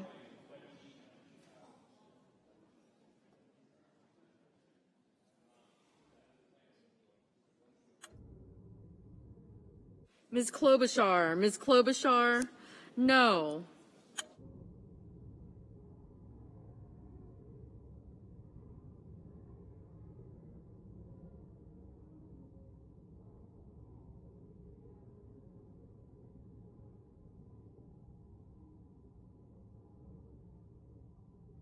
Mrs. Gillibrand. Mrs. Gillibrand, no.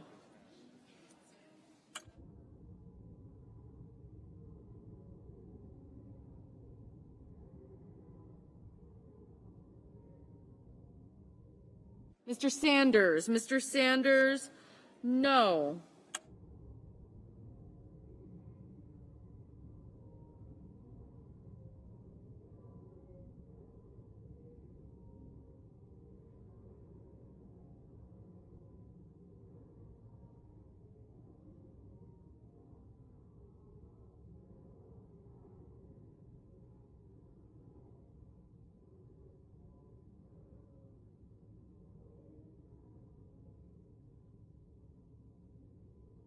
Ms. Smith. Ms. Smith, no.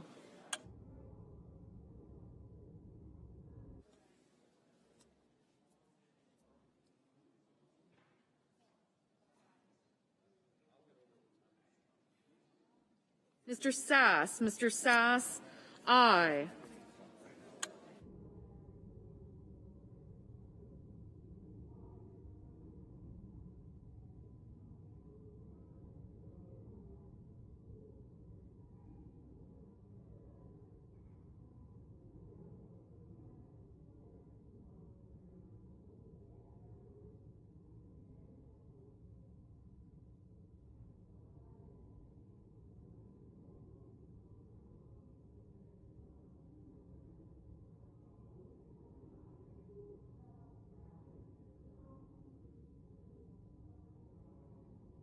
Mr. Wyden. Mr. Wyden, no.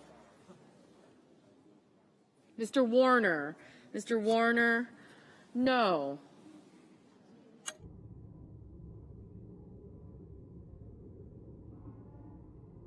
Mrs. Feinstein. Mrs. Feinstein, no.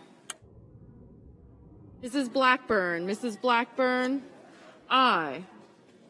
Mr. Manchin. Mr. Manchin, aye.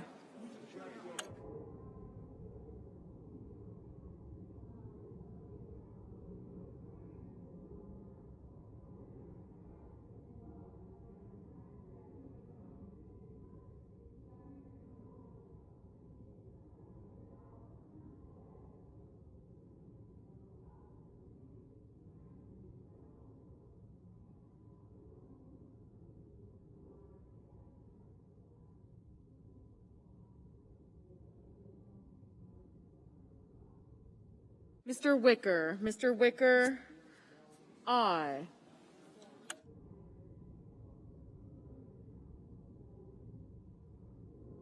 Mr. Blumenthal. Mr. Blumenthal, no.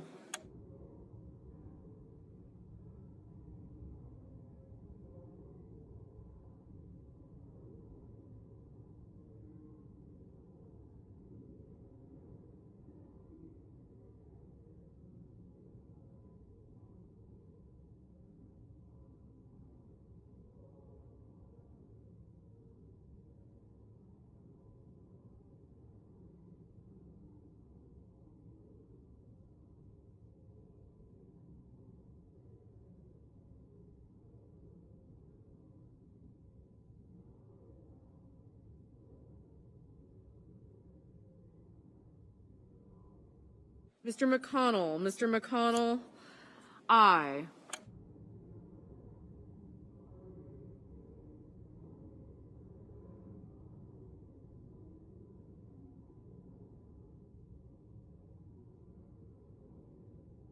Mr. Padilla. Mr. Padilla, no.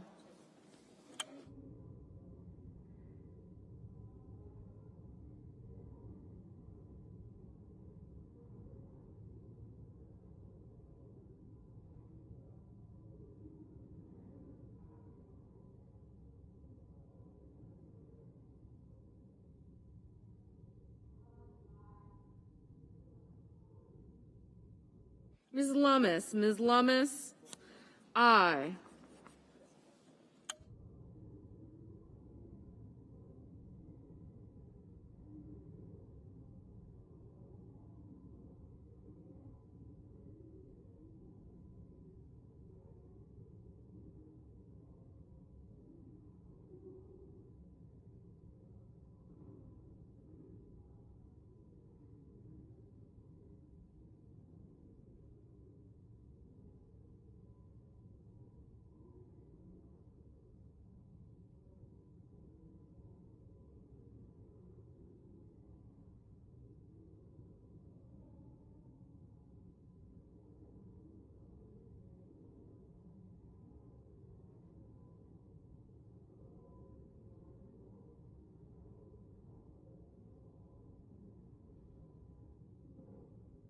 Mr. Johnson. Mr. Johnson, aye. Mr. Scott. Mr. Scott of Florida, aye. Mr. Lee. Mr. Lee, aye. Mr. Risch. Mr. Risch. Mr. Risch, aye.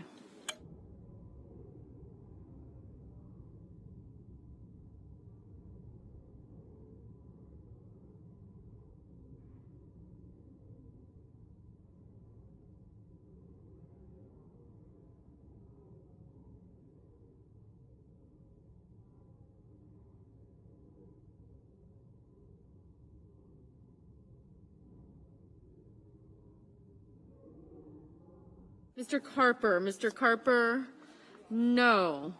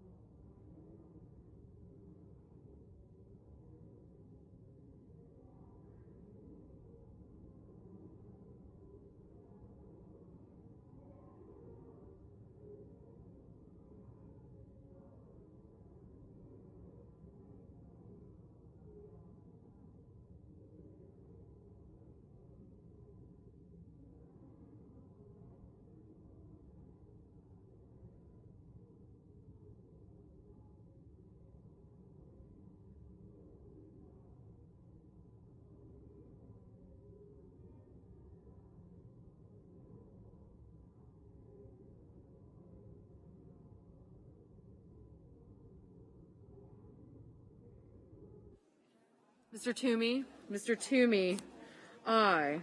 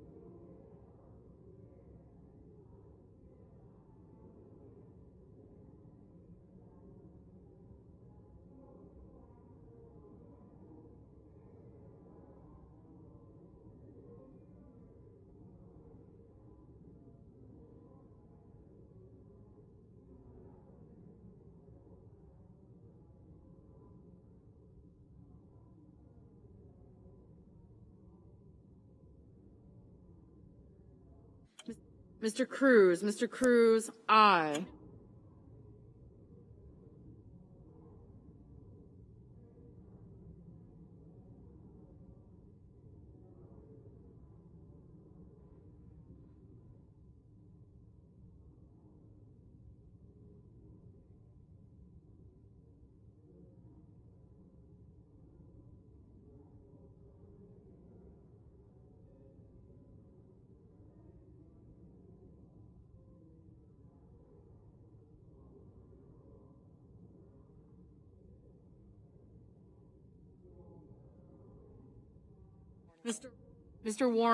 Mr. Warnock, aye.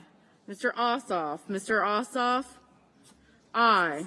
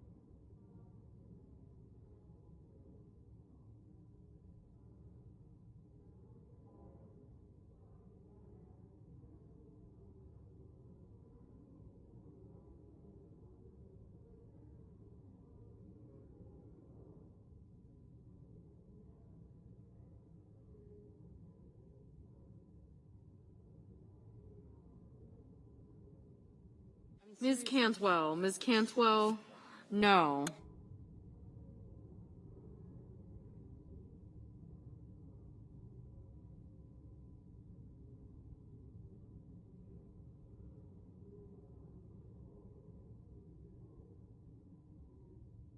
Mr. Hickenlooper, no.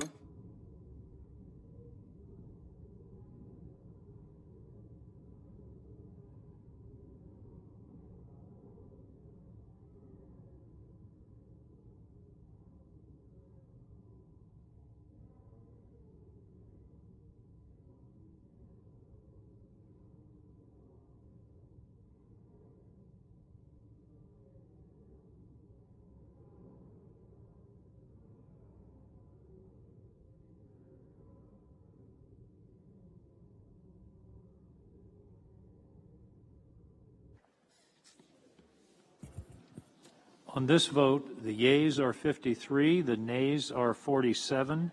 Under the previous order requiring 60 votes for the adoption of this amendment, the amendment is not agreed to. Under the previous order, there will be 2 minutes of debate equally divided prior to a vote in relation to the Leahy substitute amendment number 3830. The senator from Vermont. President. Senate will be in order. Senator from Vermont. Mr. President, I thank the senators who stayed with us to make sure we could get a good continuing resolution passed, which we're about to do. And I just want to thank everybody and urge there'll be a voice vote, but shout yes on this next one. Thank you. I yield the floor. And I yield back the time on both sides. Without objection? The question is on Amendment 3830. All those in favor say aye. Opposed, no. The ayes appear to have it. The ayes do have it. The amendment is adopted.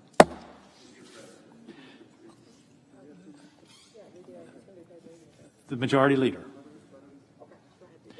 Under the previous order, the bill is considered read a third time. There will now be 2 minutes of debate equally divided prior to a vote on passage of the bill as amended. Mr. President, thank you. First, let me thank Senator Leahy on the Appropriations Committee, as well as Senator Shelby and all of those who worked diligently and hard to put this continuing resolution together. This vote says we are keeping the government open. At this time, at any time, it is a very, very bad thing to let the government shut down. But at this time in particular, where there is so much going on in this country, and it is a glimmer of hope as we go through many, many other activities. And I would say this, just as the CR is so important and requires bipartisan cooperation, I wish my colleagues on the other side of the aisle saw the debt ceiling as equally important and equally requiring bipartisan cooperation. They don't, and we are willing to move forward on debt ceiling ourselves. But for this moment, this is one of the biggest problems that has faced us in the last while, making sure the government stays open, and now we can be sure it will. So I thank all of my colleagues who worked so hard on this issue, and yield back my time. Without objection. Question is on passage of the bill as amended.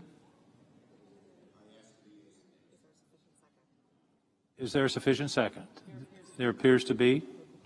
Clerk will call the roll. Ms. Baldwin, Mr. Barrasso, Mr. Bennett, Mrs. Blackburn, Mr. Blumenthal, Mr. Blunt, Mr. Booker, Mr. Bozeman, Mr. Braun, Mr. Brown, Mr. Burr, Ms. Cantwell, Mrs. Capito, Mr. Cardin, Mr. Carper, Mr. Casey, Mr. Cassidy, Ms. Collins, Mr. Coons, Mr. Cornyn, Ms. Cortez Masto, Mr. Cotton, Mr. Kramer, Mr. Crapo, Mr. Cruz, Mr. Daines, Ms. Duckworth, Mr. Durbin, Ms. Ernst, Mrs. Feinstein, Mrs. Fisher, Mrs. Gillibrand, Mr. Graham, Mr. Grassley, Mr. Haggerty, Ms. Hassan, Mr. Hawley, Mr. Heinrich, Mr. Hickenlooper, Ms. Hirono, Mr. Hoven, Mrs. Hyde-Smith, Mr. Inhofe, Mr. Johnson, Mr. Kane, Mr. Kelly, Mr. Kennedy. Mr. King. Aye.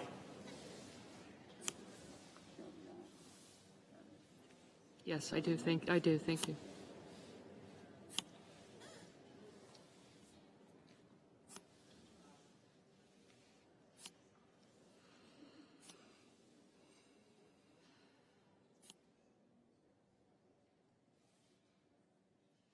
Ms. Klobuchar. Mr. Langford. Mr. Leahy.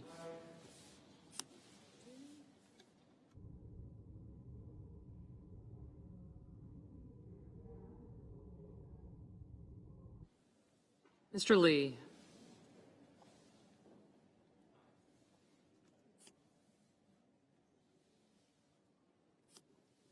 Mr. Lujan. Ms. Lummis. Mr. Manchin. Mr. Markey. Mr. Marshall. Mr. McConnell. Mr. Menendez. Mr. Merkley. Mr. Moran. Ms. Murkowski.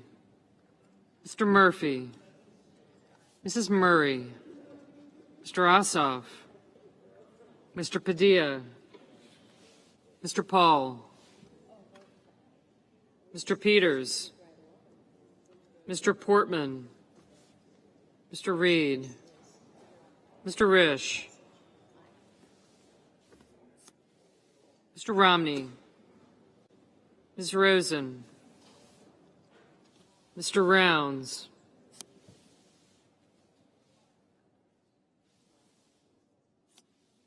Mr. Rubio. Mr. Sanders. Mr. Sass. Mr. Schatz. Mr. Schumer. Mr. Scott of Florida. Mr. Scott of South Carolina. Mrs. Shaheen. Mr. Shelby.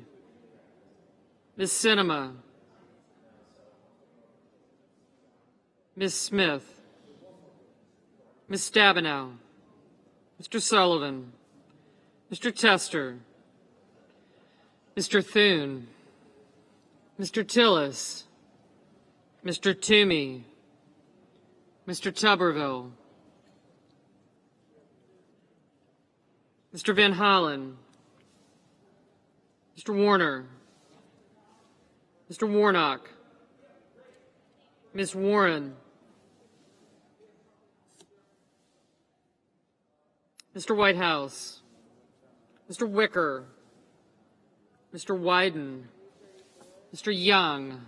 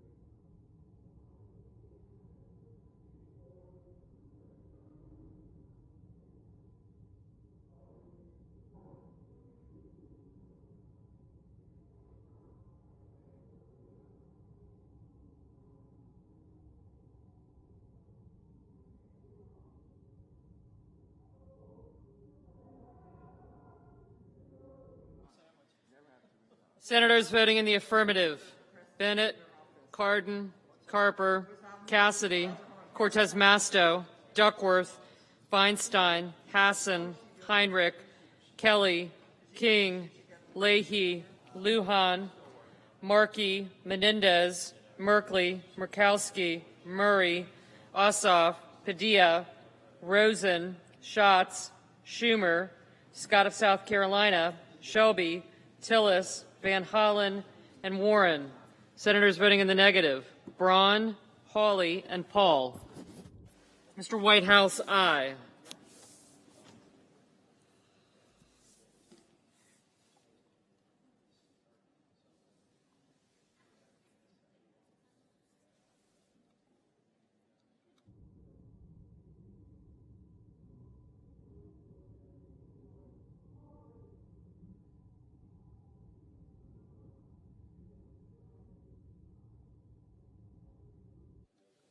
Mr. Inhofe, no.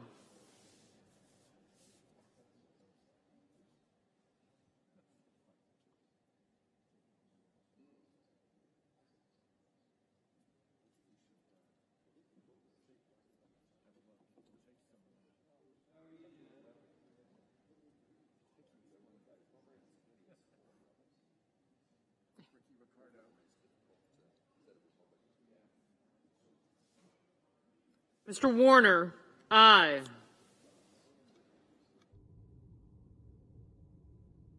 Mr. Booker, aye.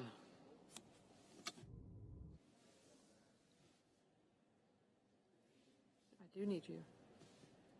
Mr. Reed, aye.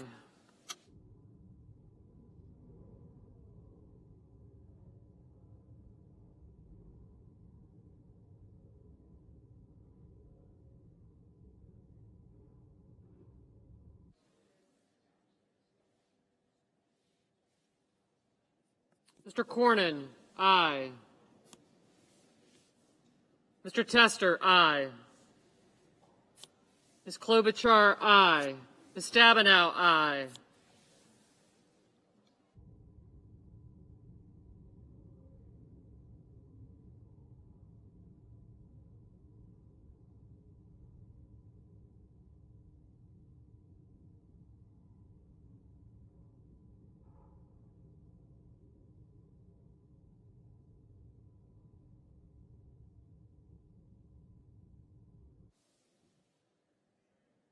Ms. Smith, aye.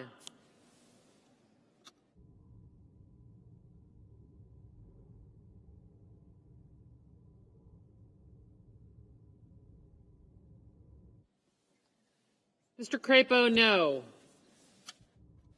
Mr. Sass, no.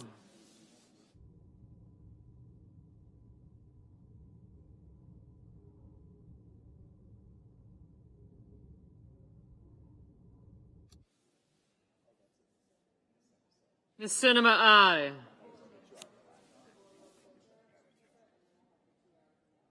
Mr. Kane, aye.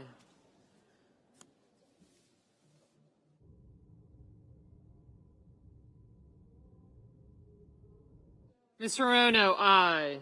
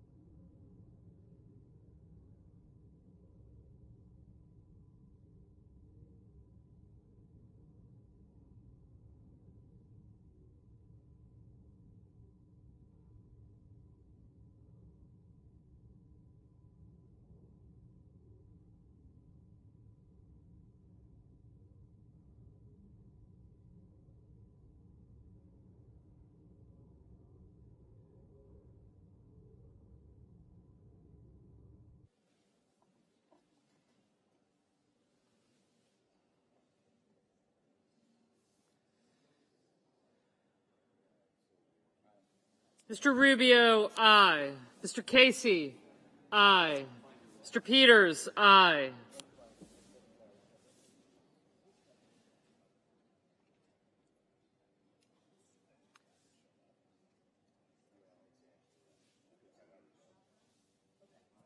Mrs. Capito, aye. Mr. Romney, aye.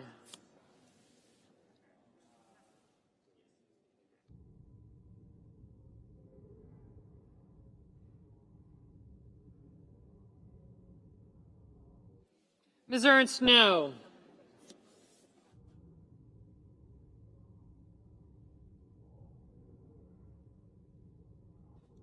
Mr. Sullivan, no.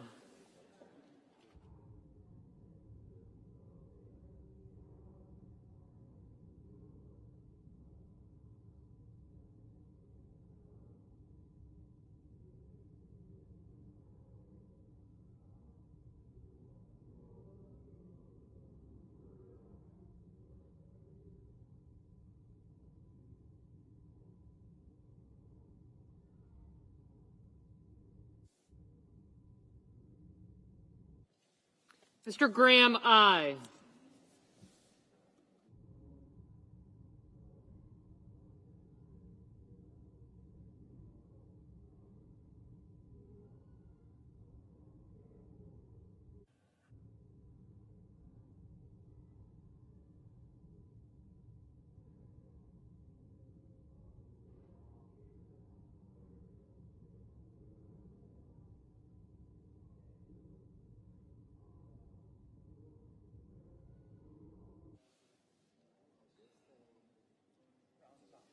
Mr. Rounds, aye.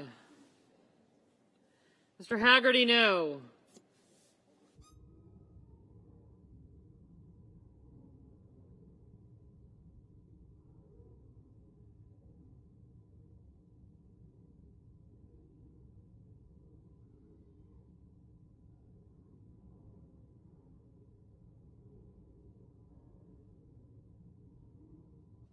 Mr. Scott of South Carolina, no. Ms. Baldwin, aye. Mr. Hoven, no.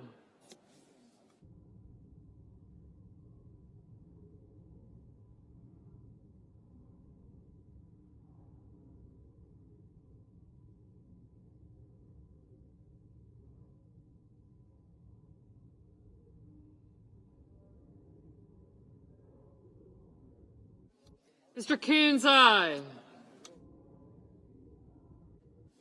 Mr. Kramer, no.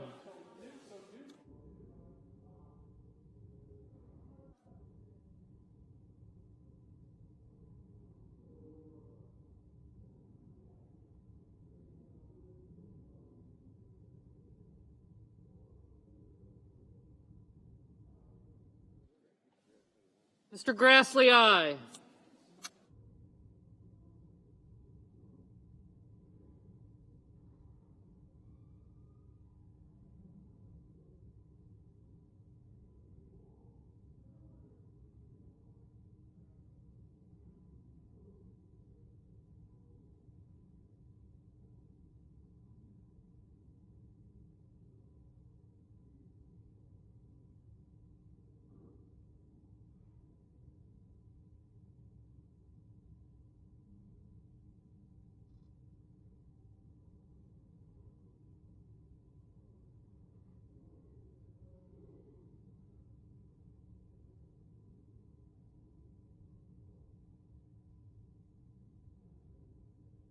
Mr. Brown, aye.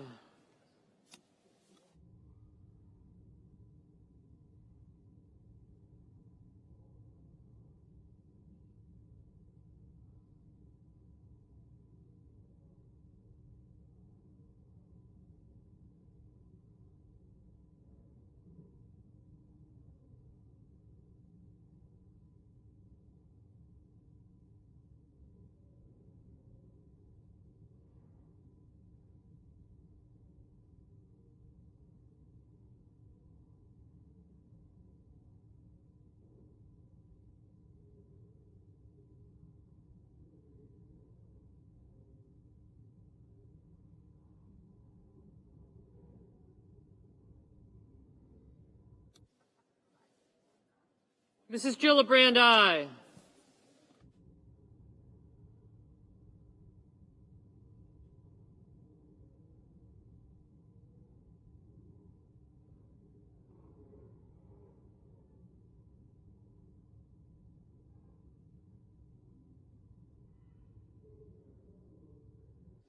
Mr. Johnson, no.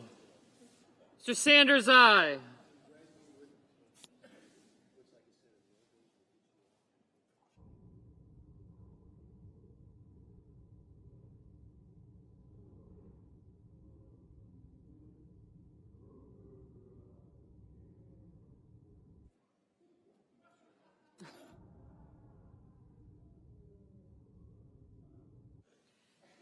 Mr. Tuberville, no.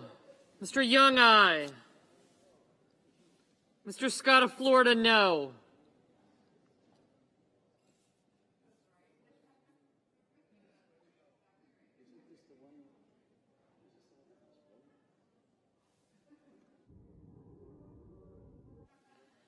Mr. Langford, no.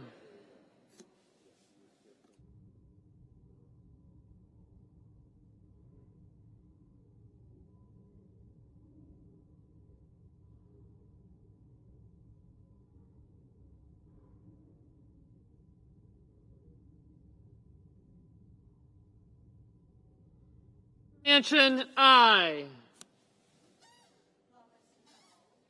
Ms. Lummis, no.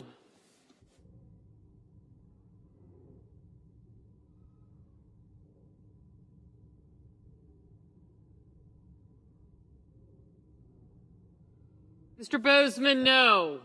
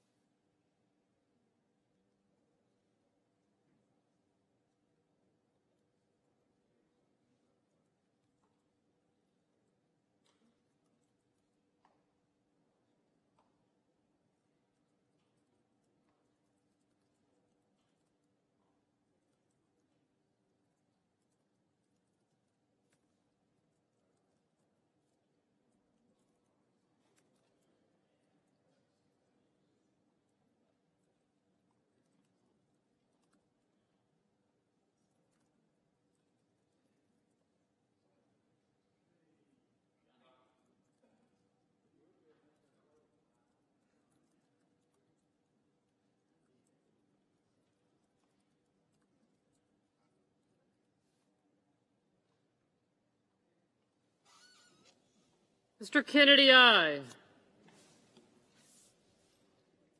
Mrs. Shaheen, aye.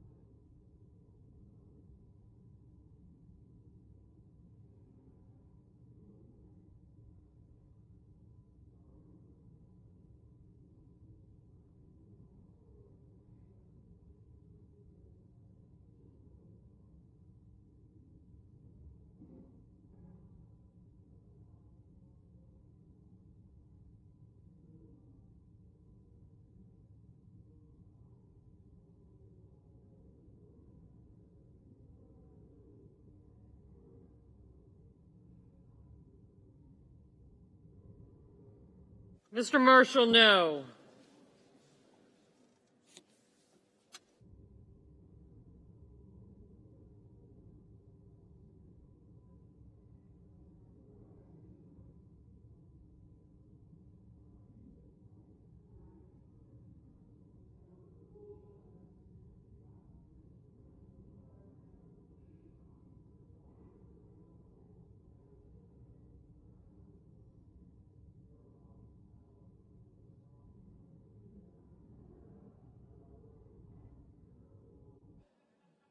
Mr. Daines?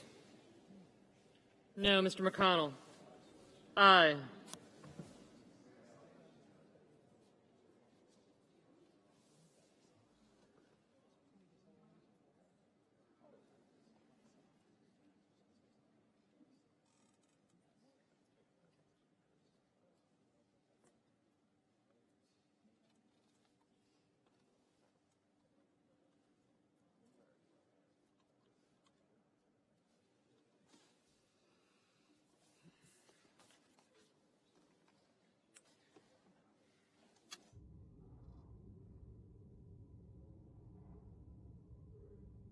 Mr. Risch, no.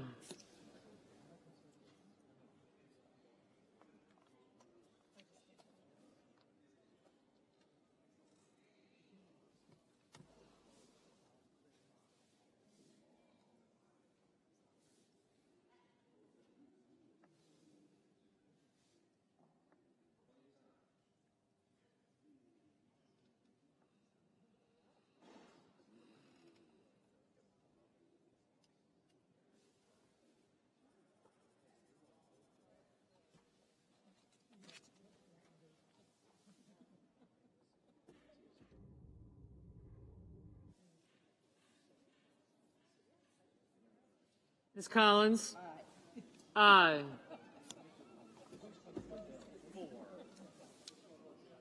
Mr. Blunt, aye. Mr. Toomey? No. Mr. Durbin? Aye. Mr. Barrasso? No. Mr. Burr? Aye. Mr. Blumenthal? Aye.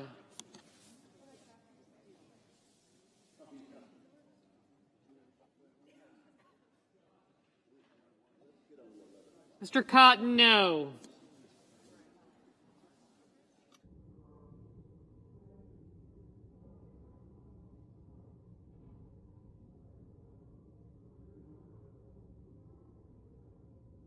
Mr. Wyden? Aye. Mr. Warnock? Aye. Ms. Cantwell? Aye. Mr. Murphy? Aye. Mr. Hickenlooper? Aye.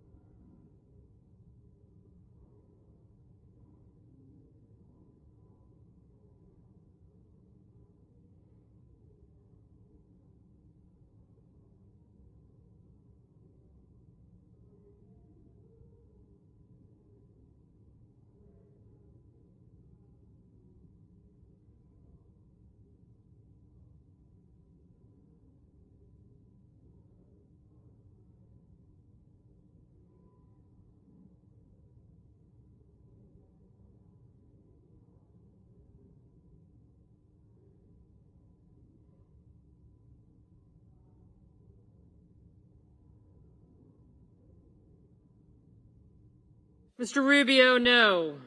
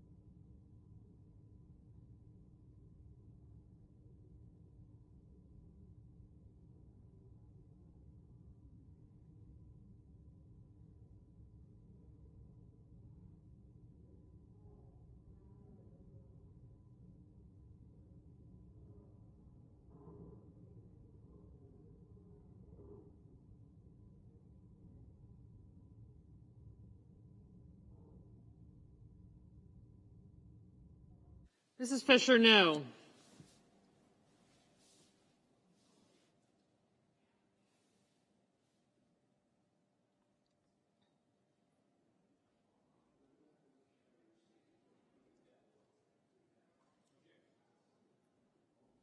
Mr. Thune, no.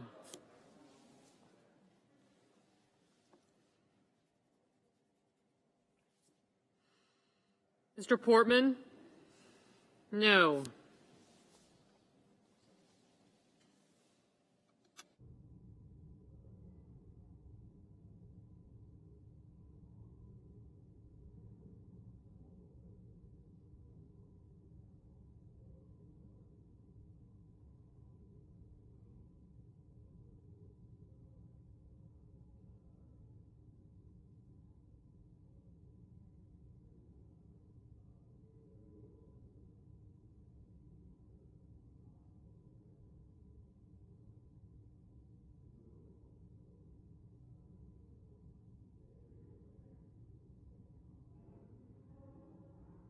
Moran.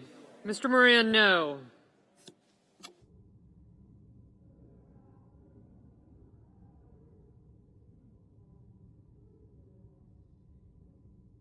Mr. Lee, no.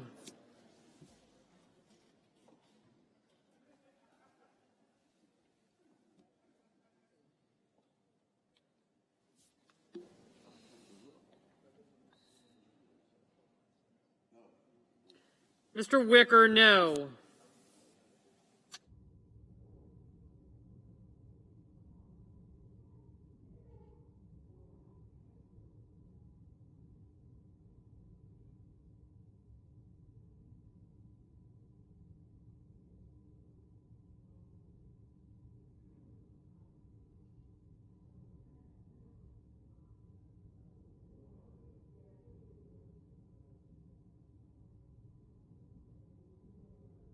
Mrs. Hyde-Smith, no.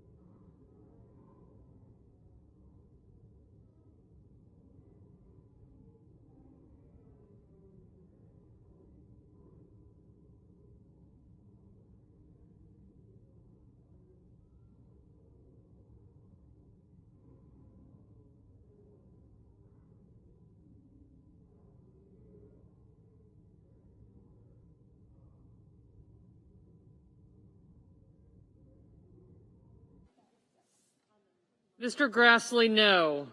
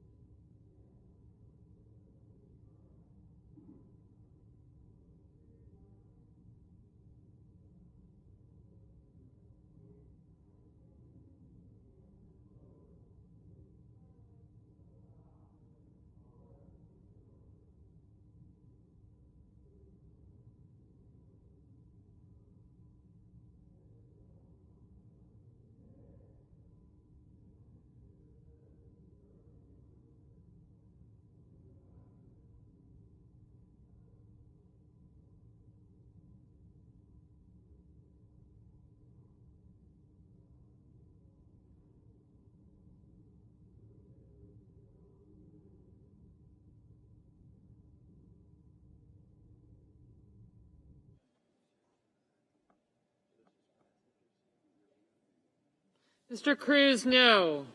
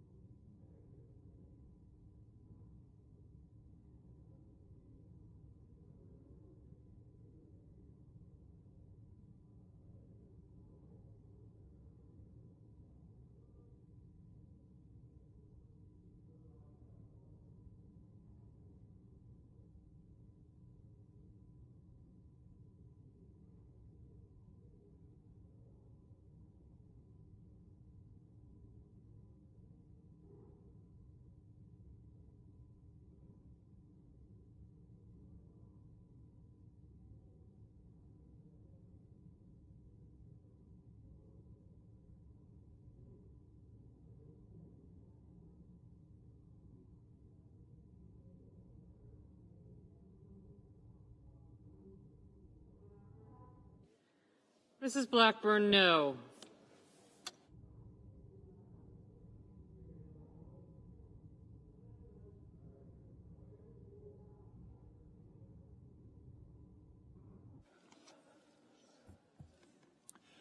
On this vote, the yeas are 65, the nays are 35. The 60 vote threshold having been achieved, the bill is passed. Under the previous order, the Senate will proceed to executive session and resume consideration of the following nomination, which the clerk will report. Nomination, Bureau of Consumer Financial Protection, Rohit Chopra of the District of Columbia to be director. By unanimous consent, the clerk will report the motion to invoke cloture.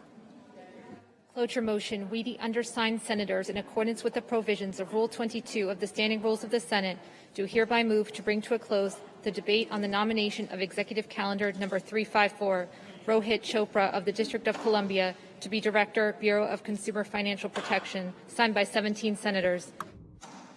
By unanimous consent, the mandatory quorum call has been waived. The question is it the sense of the Senate that debate on the nomination of Rohit Chopra of the District of Columbia to be Director, Bureau of Consumer Financial Protection shall be brought to a close?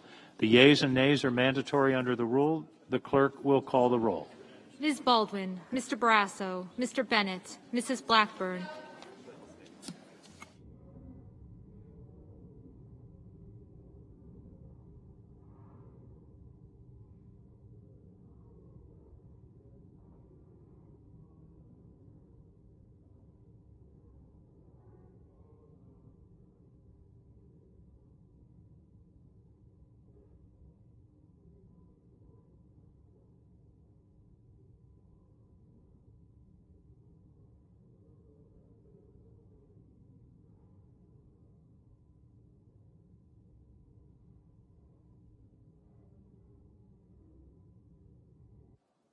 Mr. Blumenthal,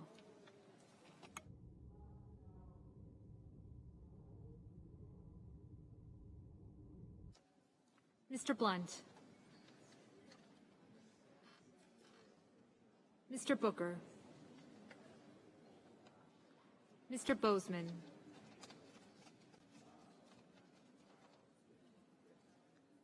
Mr. Braun, Mr. Brown,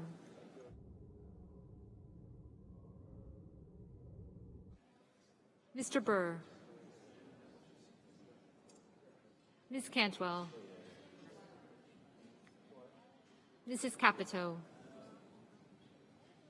Mr. Cardin, Mr. Carper, Mr. Casey, Mr. Cassidy,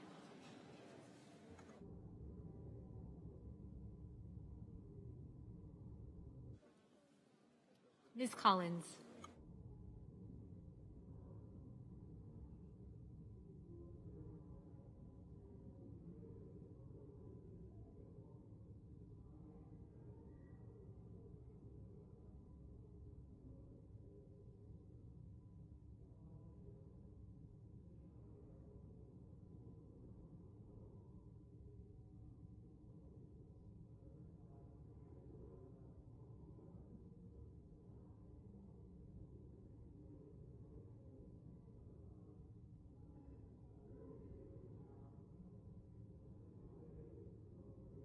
Mr. Coons,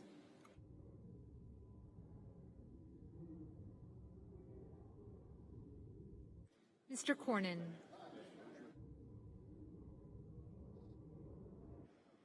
Ms. Cortez Masto,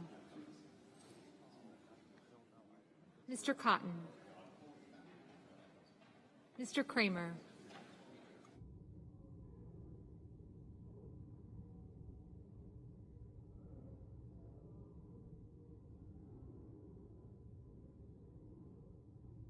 Mr. Crapo,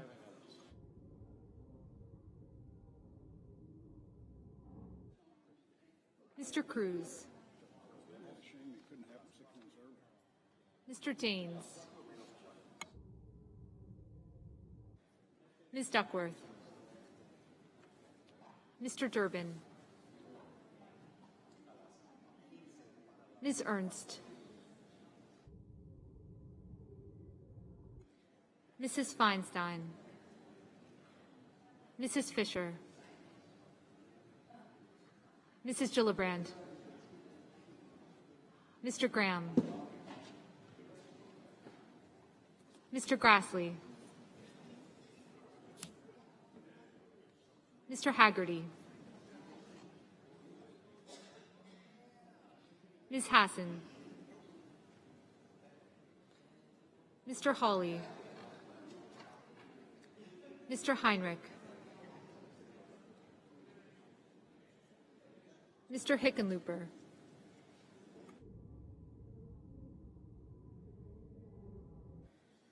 Ms. Hirono, Mr. Hoven, Mrs. Hyde-Smith, Mr. Inhofe, Mr. Johnson, Mr. Kane, Mr. Kelly, Mr. Kennedy,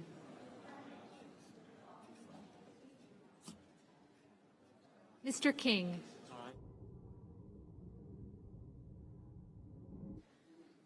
Ms. Klobuchar,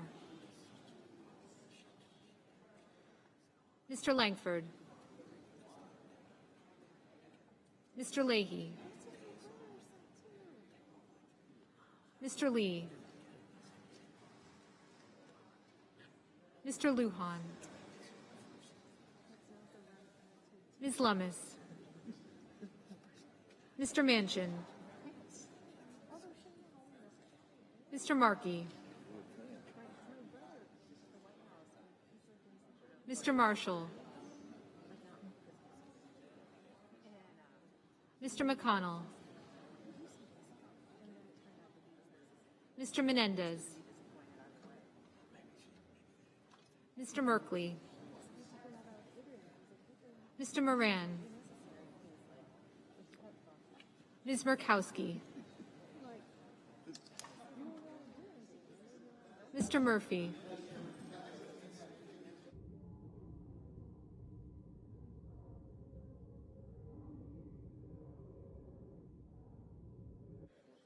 Mrs. Murray, Mr. Ossoff,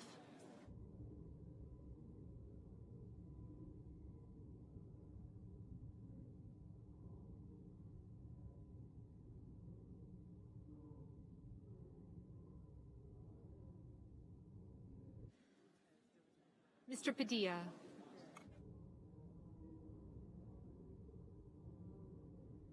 Mr. Paul,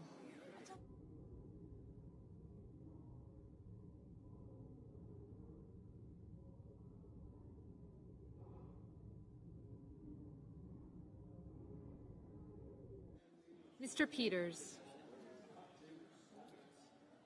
Mr. Portman,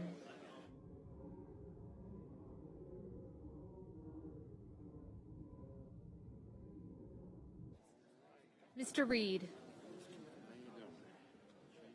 Mr. Risch, Mr. Romney,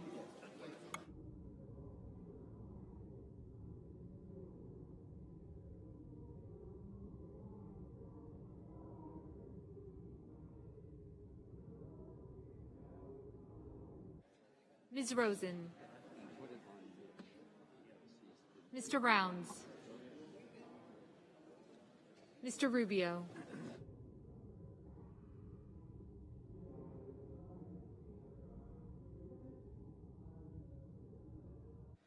Mr. Sanders, Mr. Sass, Mr. Schatz, Mr. Schumer,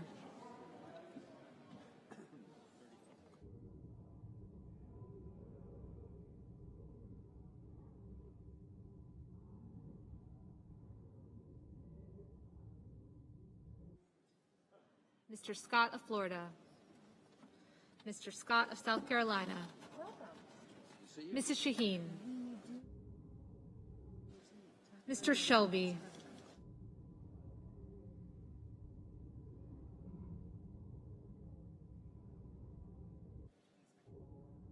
Ms. Sinema.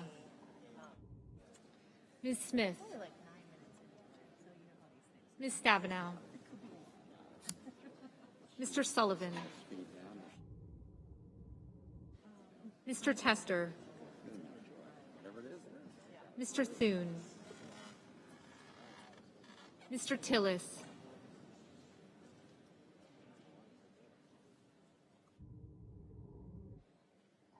Mr. Toomey. Mr. Tuberville. Mr. Van Hollen.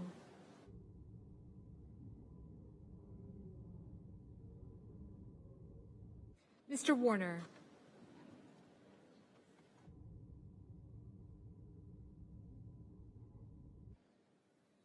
Mr. Warnock. Ms. Warren.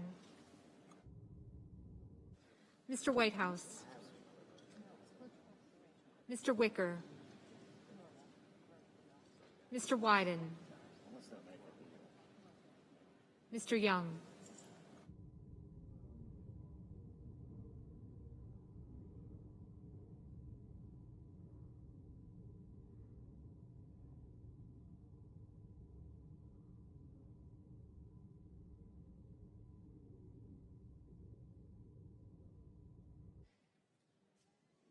Senators voting in the affirmative: Cantwell, Coons, Hickenlooper, King, Lujan, Markey, Murphy, Rosen, Smith, Warner, and Warnock. Senators voting in the negative: Blackburn, Blunt, Burr, Capito, Cotton, Kramer, Crapo, Graham, Grassley, Hyde-Smith, Inhofe, Kennedy, Langford, Lee, Lummis, Paul, Risch, Romney, Rounds, Rubio, Sass, Shelby, Tillis, Toomey, and Tuberville. Mr. Reed, aye. Mr. Brown, aye.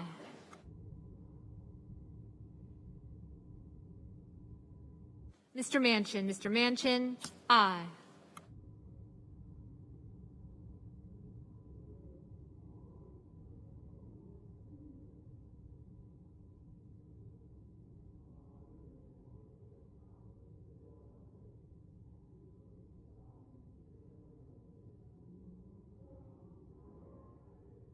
Mr. Wicker, no. Mr. Bozeman. No. Mr. Bozeman, no.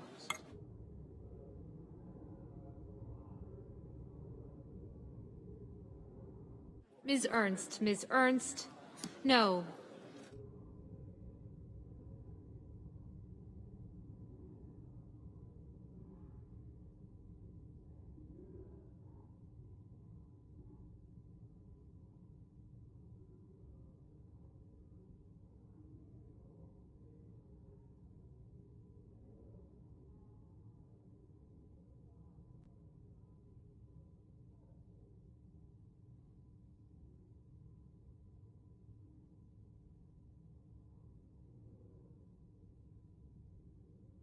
Mr. Van Hollen, aye.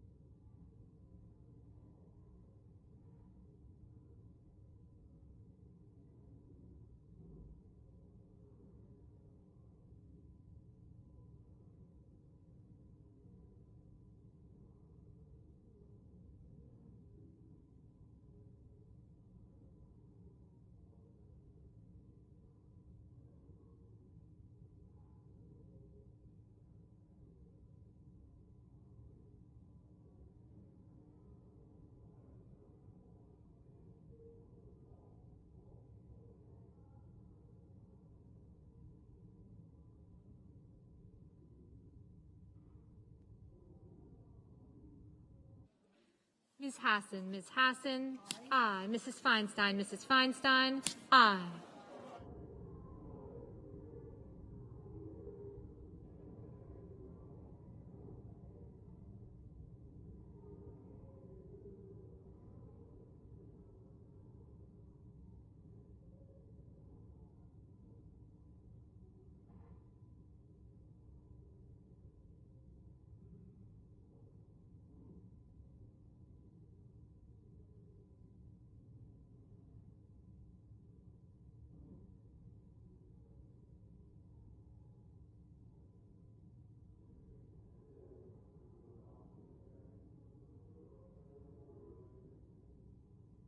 Mr. Scott. Mr. Scott of South Carolina.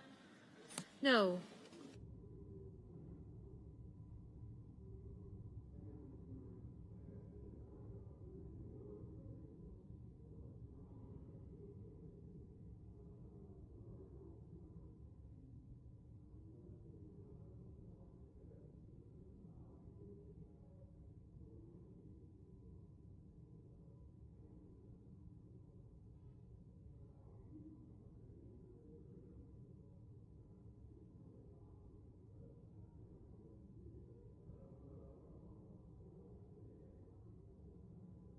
Mr. Kelly. Mr. Kelly. Aye.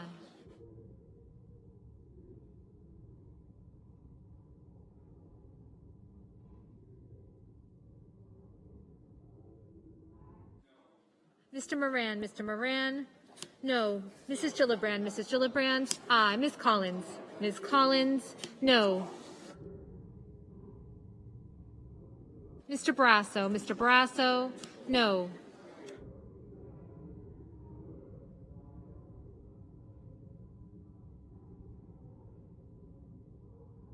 Mrs. Murray. Mrs. Murray. Aye.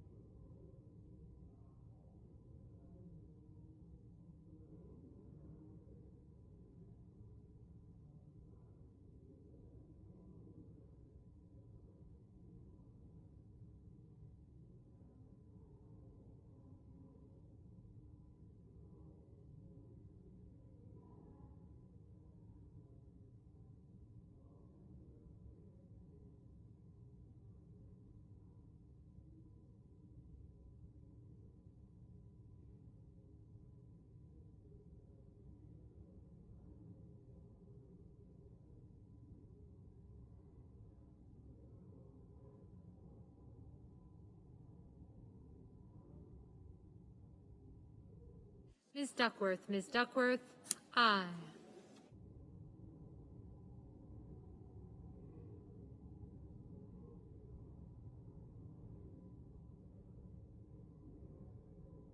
Mr. Thune, Mr. Thune, no.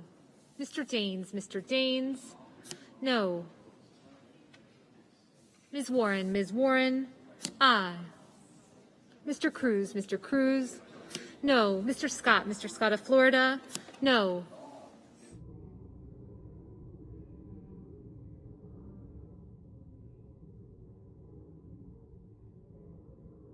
Mr. Sullivan, no.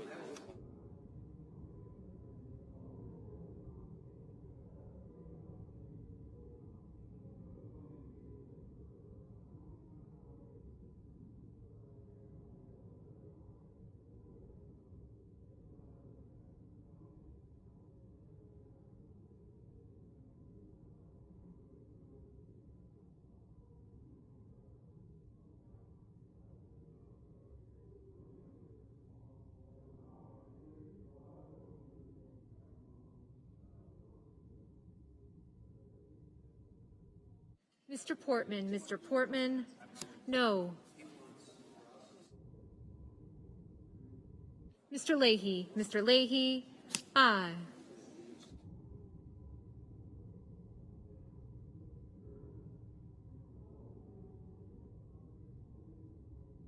Mr. Braun, no.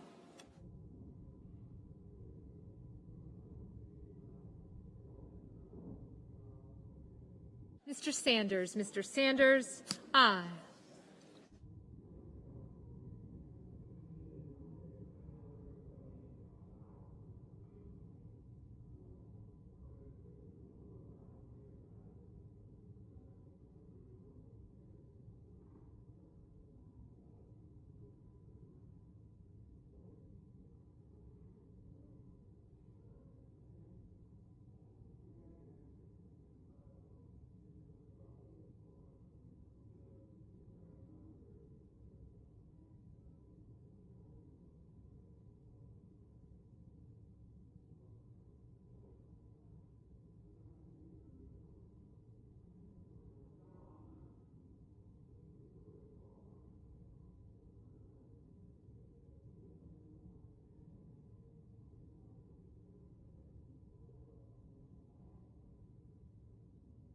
Mr. Blumenthal, aye.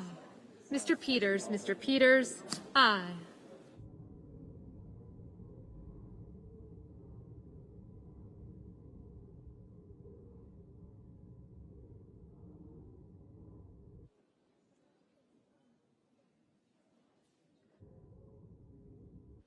Mr. Marshall, no. Ms. Baldwin, aye.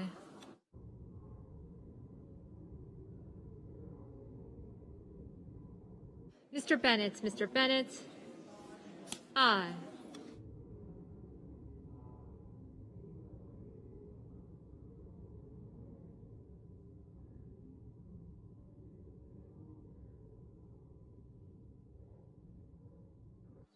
Ms. Hirono, aye. Mrs. Shaheen, aye. Mr. Schatz, aye.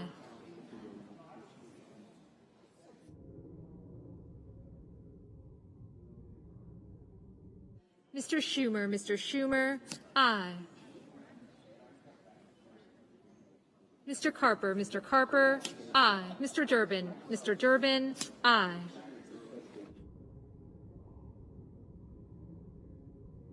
Mr. Padilla, aye.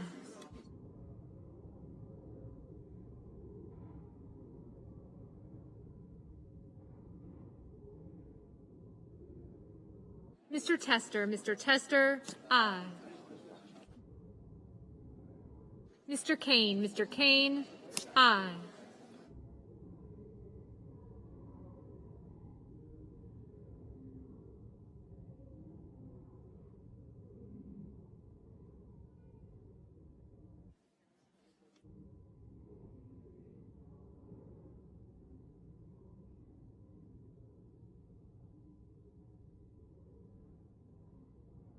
Mr. Cardin, Mr. Cardin, aye. Mr. Merkley, aye.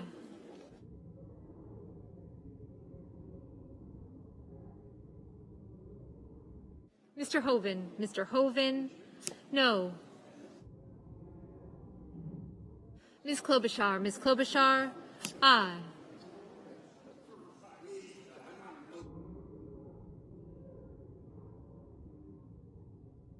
Mr. Ossoff, aye. Mr. Cornyn, no.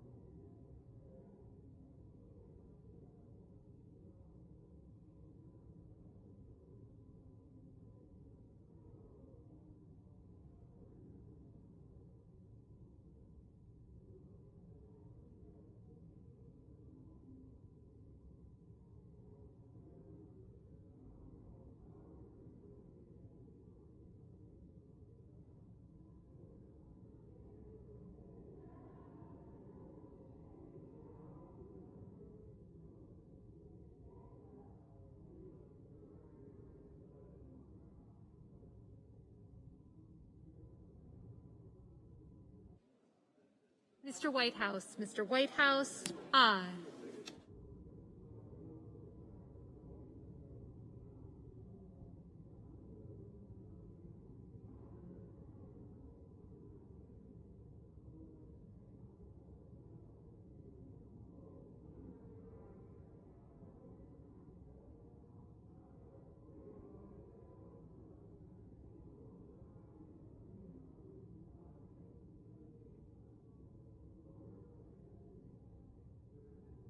Mr. Johnson, no. Mr. McConnell, no.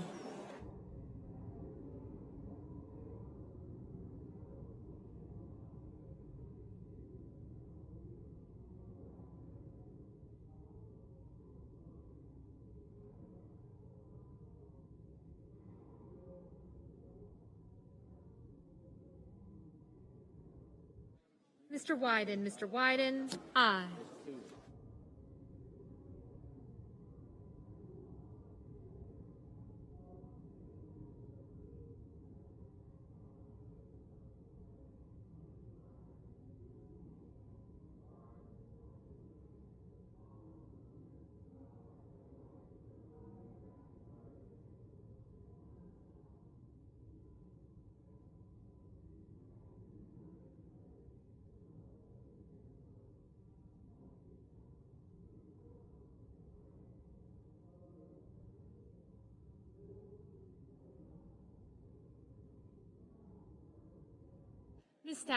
Ms. Stabenow, aye.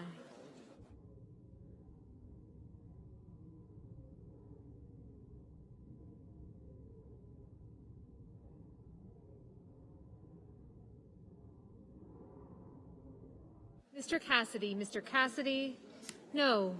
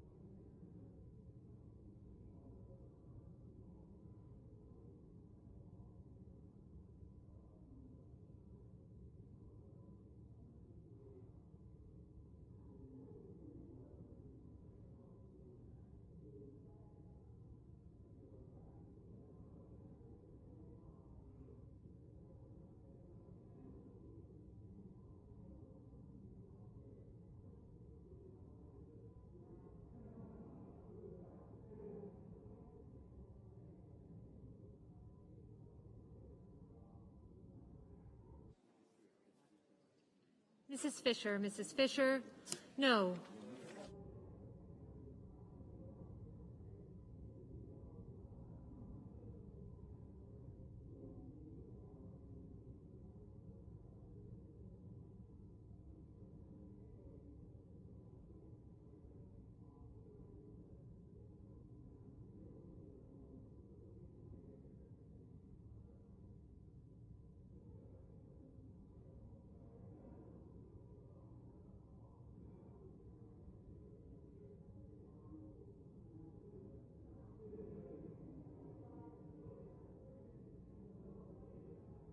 Mr. Haggerty. Mr. Haggerty, no.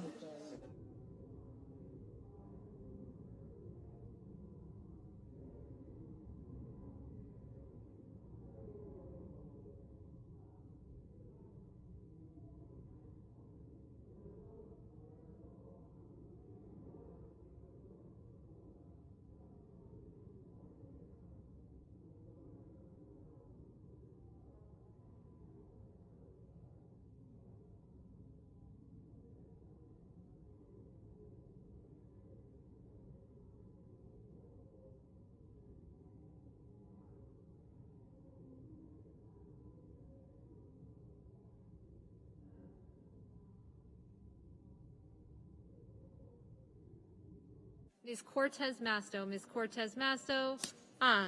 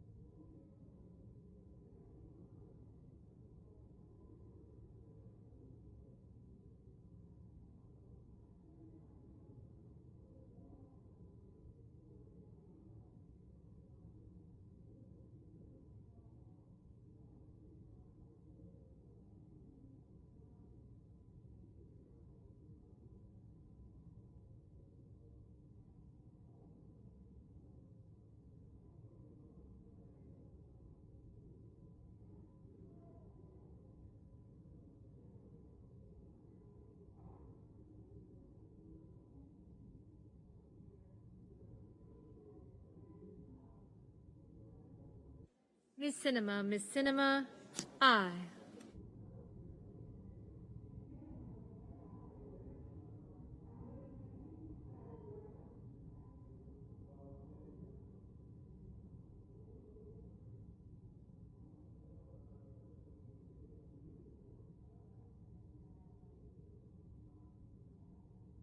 Mr. Menendez. Mr. Menendez, aye.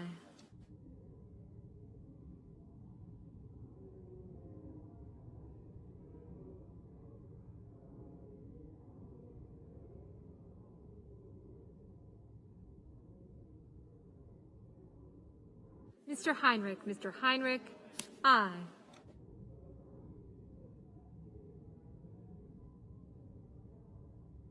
Ms. Murkowski. Ms. Murkowski, no.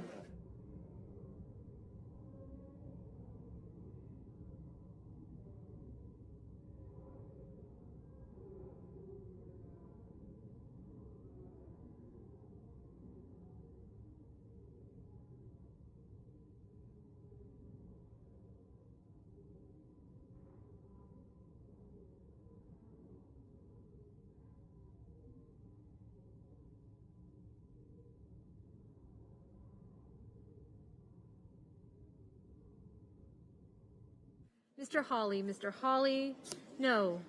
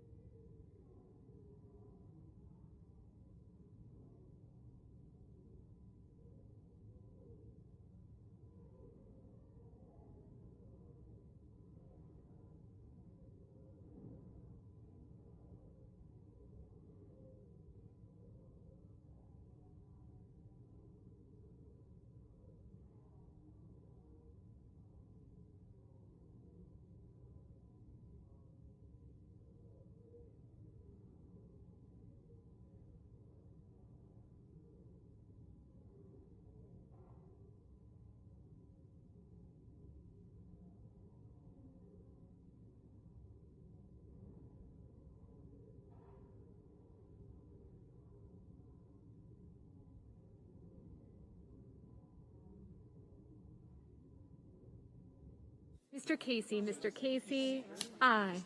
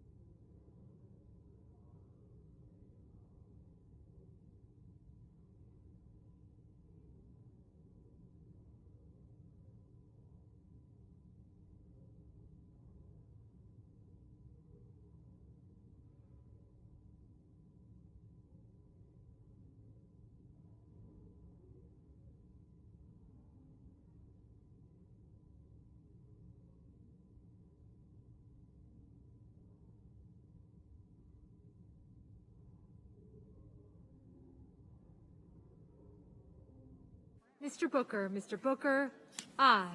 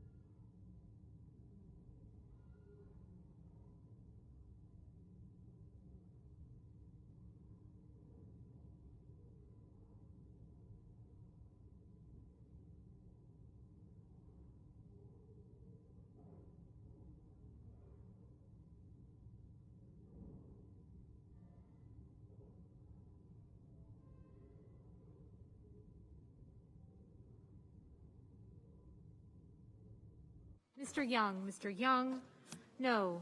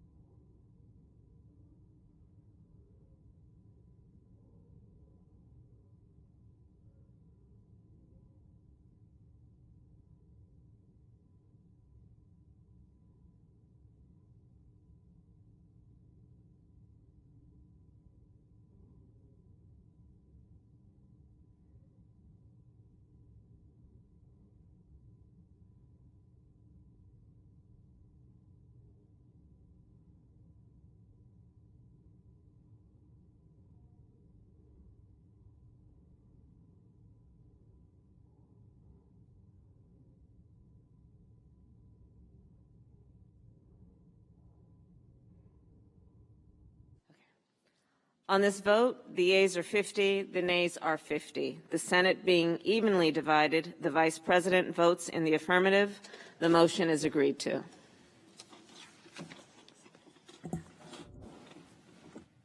Senator from Delaware. Madam President, before you leave, I want you to know that sitting next to me is Emily Spain from Santa Barbara, California, where I think you might have been married, who's leaving today as my Chief of Staff. Welcome. Welcome, and it is a beautiful place. I did Wonderful. get married in Santa Barbara. You're wonderful to come and preside today to help us send her off. Congratulations. And now if there's an extra box of Kleenex up there for me to use for my remarks, I'd appreciate it. Please proceed. Go with speed. Godspeed. Thank you. Madam President, soon to become Mr. President. Senator from Delaware is recognized. Thank you, Mr. President. Mr. President, I have 6 requests for committees to meet during today's session of the Senate, and they have the approval of the majority and the minority leaders. Duly noted. Thank you very much. Mr. President, I'd like to telegraph my pitch here, but I rise today to thank from the bottom of my heart the woman who has spent nearly 2 decades serving in this institution, and luckily for me, nearly 13 of those years spent as a member of my team. Emily Spain has written many speeches like the one I'm about to give, Mr. President, but today I have the privilege of giving a very special speech thanking Emily for her great service. Emily may have been born and raised in California, but she has become an honorary Delawarean, and we are so proud to have had the blessing of her service and her friendship.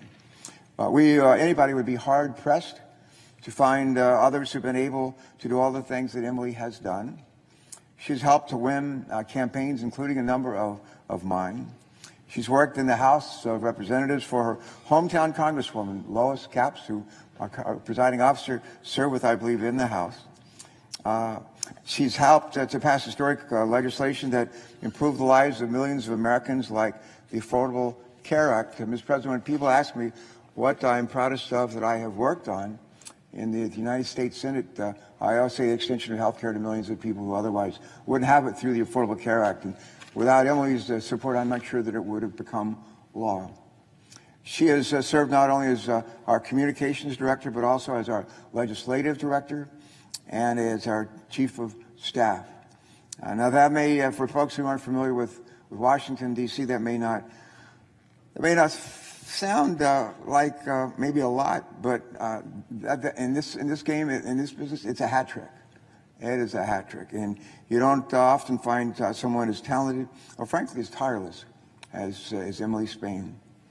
Many of my colleagues know this about me, but I like to start my days off by going for a run or going to the YMCA in Wilmington for a workout, and then I head for the train station, Biden Station, and jump on a train and come down here and come to work with all of our colleagues. And usually have a pretty full day of meetings and committee hearings and votes and events, and then almost every night I go back to the Union Station and climb on a train and you take the train the opposite way back to Biden Station in Wilmington. It's a full day every day, and I enjoy it because I like to be busy and I like to get things done. Well, Mr. President, let me just say, in terms of getting things done, I've met my match. And fortunately, I met her about 13 years ago, because the person who always, without fail, demonstrates more energy in her small finger than I do in my whole body has been Emily Spain. It's incredible. It's incredible, her tenacity, her strength, her conviction. This woman is literally tireless, somehow manages to get it all done. And more. She has an incredibly demanding job managing a staff of nearly 50 people between our D.C. offices and our 3 offices back in the state of Delaware. Dealing with the latest in Congress often requires, as a presiding officer knows, one's attention 24/7, especially of late. And on top of all that, she is raising a young family and managing to give back to her community in ways big and small. Ask anyone who knows her. Emily's energy is boundless, and you'll never hear her complain. Never. hear her complain. She dives in headfirst to whatever the task is before her, and she just gets things done. I know the presiding officer feels this way as well. I love to be surrounded by people who are good at getting things done. I always like to be surrounded by people that are smarter than me, and that's not a high bar for me, but for others it probably is. But she is smart as a whip, smart as a whip. I also consider myself a glass half full kind of person. My wife likes to say I'm an eternal optimist, and Emily and I share that trait too. I think it's easy for people to come to Washington and maybe after a couple of years here become cynical, maybe even jaded, and that's never happened with Emily, even after all these years. Not Emily. She always sees the best in other people. She always sees the potential for what could be in a person or in a piece of legislation. And if a bill can be made, the better. Emily will give it all that she has to make it happen. If an intern in her office wants advice on how to succeed on Capitol Hill, Emily will take an hour out of her incredibly busy day to help that intern. If partisan politics are getting in the way of getting things done, Emily's not afraid to cross the aisle, make a connection, and get something over the finish line. There's a reason that when I walk around the Capitol with Emily, she is the one people recognize and say hello to. And it's because from staff to senators alike, Emily has an incredible ability to connect with people from all walks of life. And no matter how busy she may be, she always takes the time to really listen to others. Really good listener. My father used to say, God gives us one mouth, 2 ears. We should use them in that relationship. And she is a great listener. Many people in this town offer to help, but far fewer actually mean it. People say, well, if I could ever be of help, let me know. And when Emily says that, you know she means it. She'll always follow through. No matter how much success she had throughout her career, no task was ever too small for her to take on. She is a team player in the best sense of the word, through and through, and is always willing to jump in and lend a hand to whoever might need it, whether that means negotiating an infrastructure deal or helping to put binders together. The late Justice Ruth Bader Ginsburg once said, and it's a quote, she said, you can disagree without being disagreeable. Emily is proof of that, living proof of that. She believes fiercely that climate change is the greatest challenge of our lifetime, that every American deserves quality, affordable health care, and that every child, no matter what their zip code may be, should have clean air to breathe and clean water to drink. And she has spent her time in Congress fighting to advance those policies without fighting with others. She has a great deal of reverence for this institution and for her colleagues, no matter their political affiliation. She is beloved, respected, beloved by people on both sides of the aisle. And just while sitting here for a number of minutes before we were brought back into session, I had the opportunity to get recognized to give these remarks. It's interesting how many people came up to her, senators and staff alike, to say hello and to thank her and to wish her well. She treats people with respect, and she earns their respect in return. Our country could use a lot more Emily Spains these days, and I believe she's an example to anyone who may have hopes of having a career in public service and a career in the political life as well. There's no doubt that Emily has had enormous professional success, but I know that her most important job has always been, and I think probably always will be, being a wonderful mom to Jack and Emma Spain. And the days that they come to our office are some of the happiest days of the week. Over the last decade, Emily has spent a great deal of time in Delaware. She's gotten to know my family. My wife, Martha, and I have a couple of sons of our own, Ben and Christopher. And I've been lucky to get to know Emily's husband, Ken, and we've gotten a chance to know their children. Wonderful children. Young children, but just kids that any mom or dad would be just delighted to be able to call their own. Family is important to both Emily and to me, and she's always gone out of her way to ensure that what we call Carper Town, that's the extended Carper team family, is a family-friendly place. It's always a good day when Jack Spain comes in and tells us about his latest baseball game. Or we find Emma coloring in Emily's office. At our annual Carper holiday party, Christmas party, there is now a table filled with gingerbread houses to decorate in all kinds of arts and crafts, and that's because of Emily. And she knows that it's not enough to just say that we value family. She walks the walk. She makes sure that our policies reflect our priorities, and for that and many other things, I'm very, very appreciative. For folks that may not be all that familiar with the work and the role of a chief of staff, a Senate chief of staff, and a full-time mom, let me just tell you, neither one of them is easy. Neither one of them. Put them together, and they're really hard. But no matter what the circumstances, she has risen to the challenge in both roles, without fail. But I just want to note that Emily has led our office under particularly difficult conditions and has done so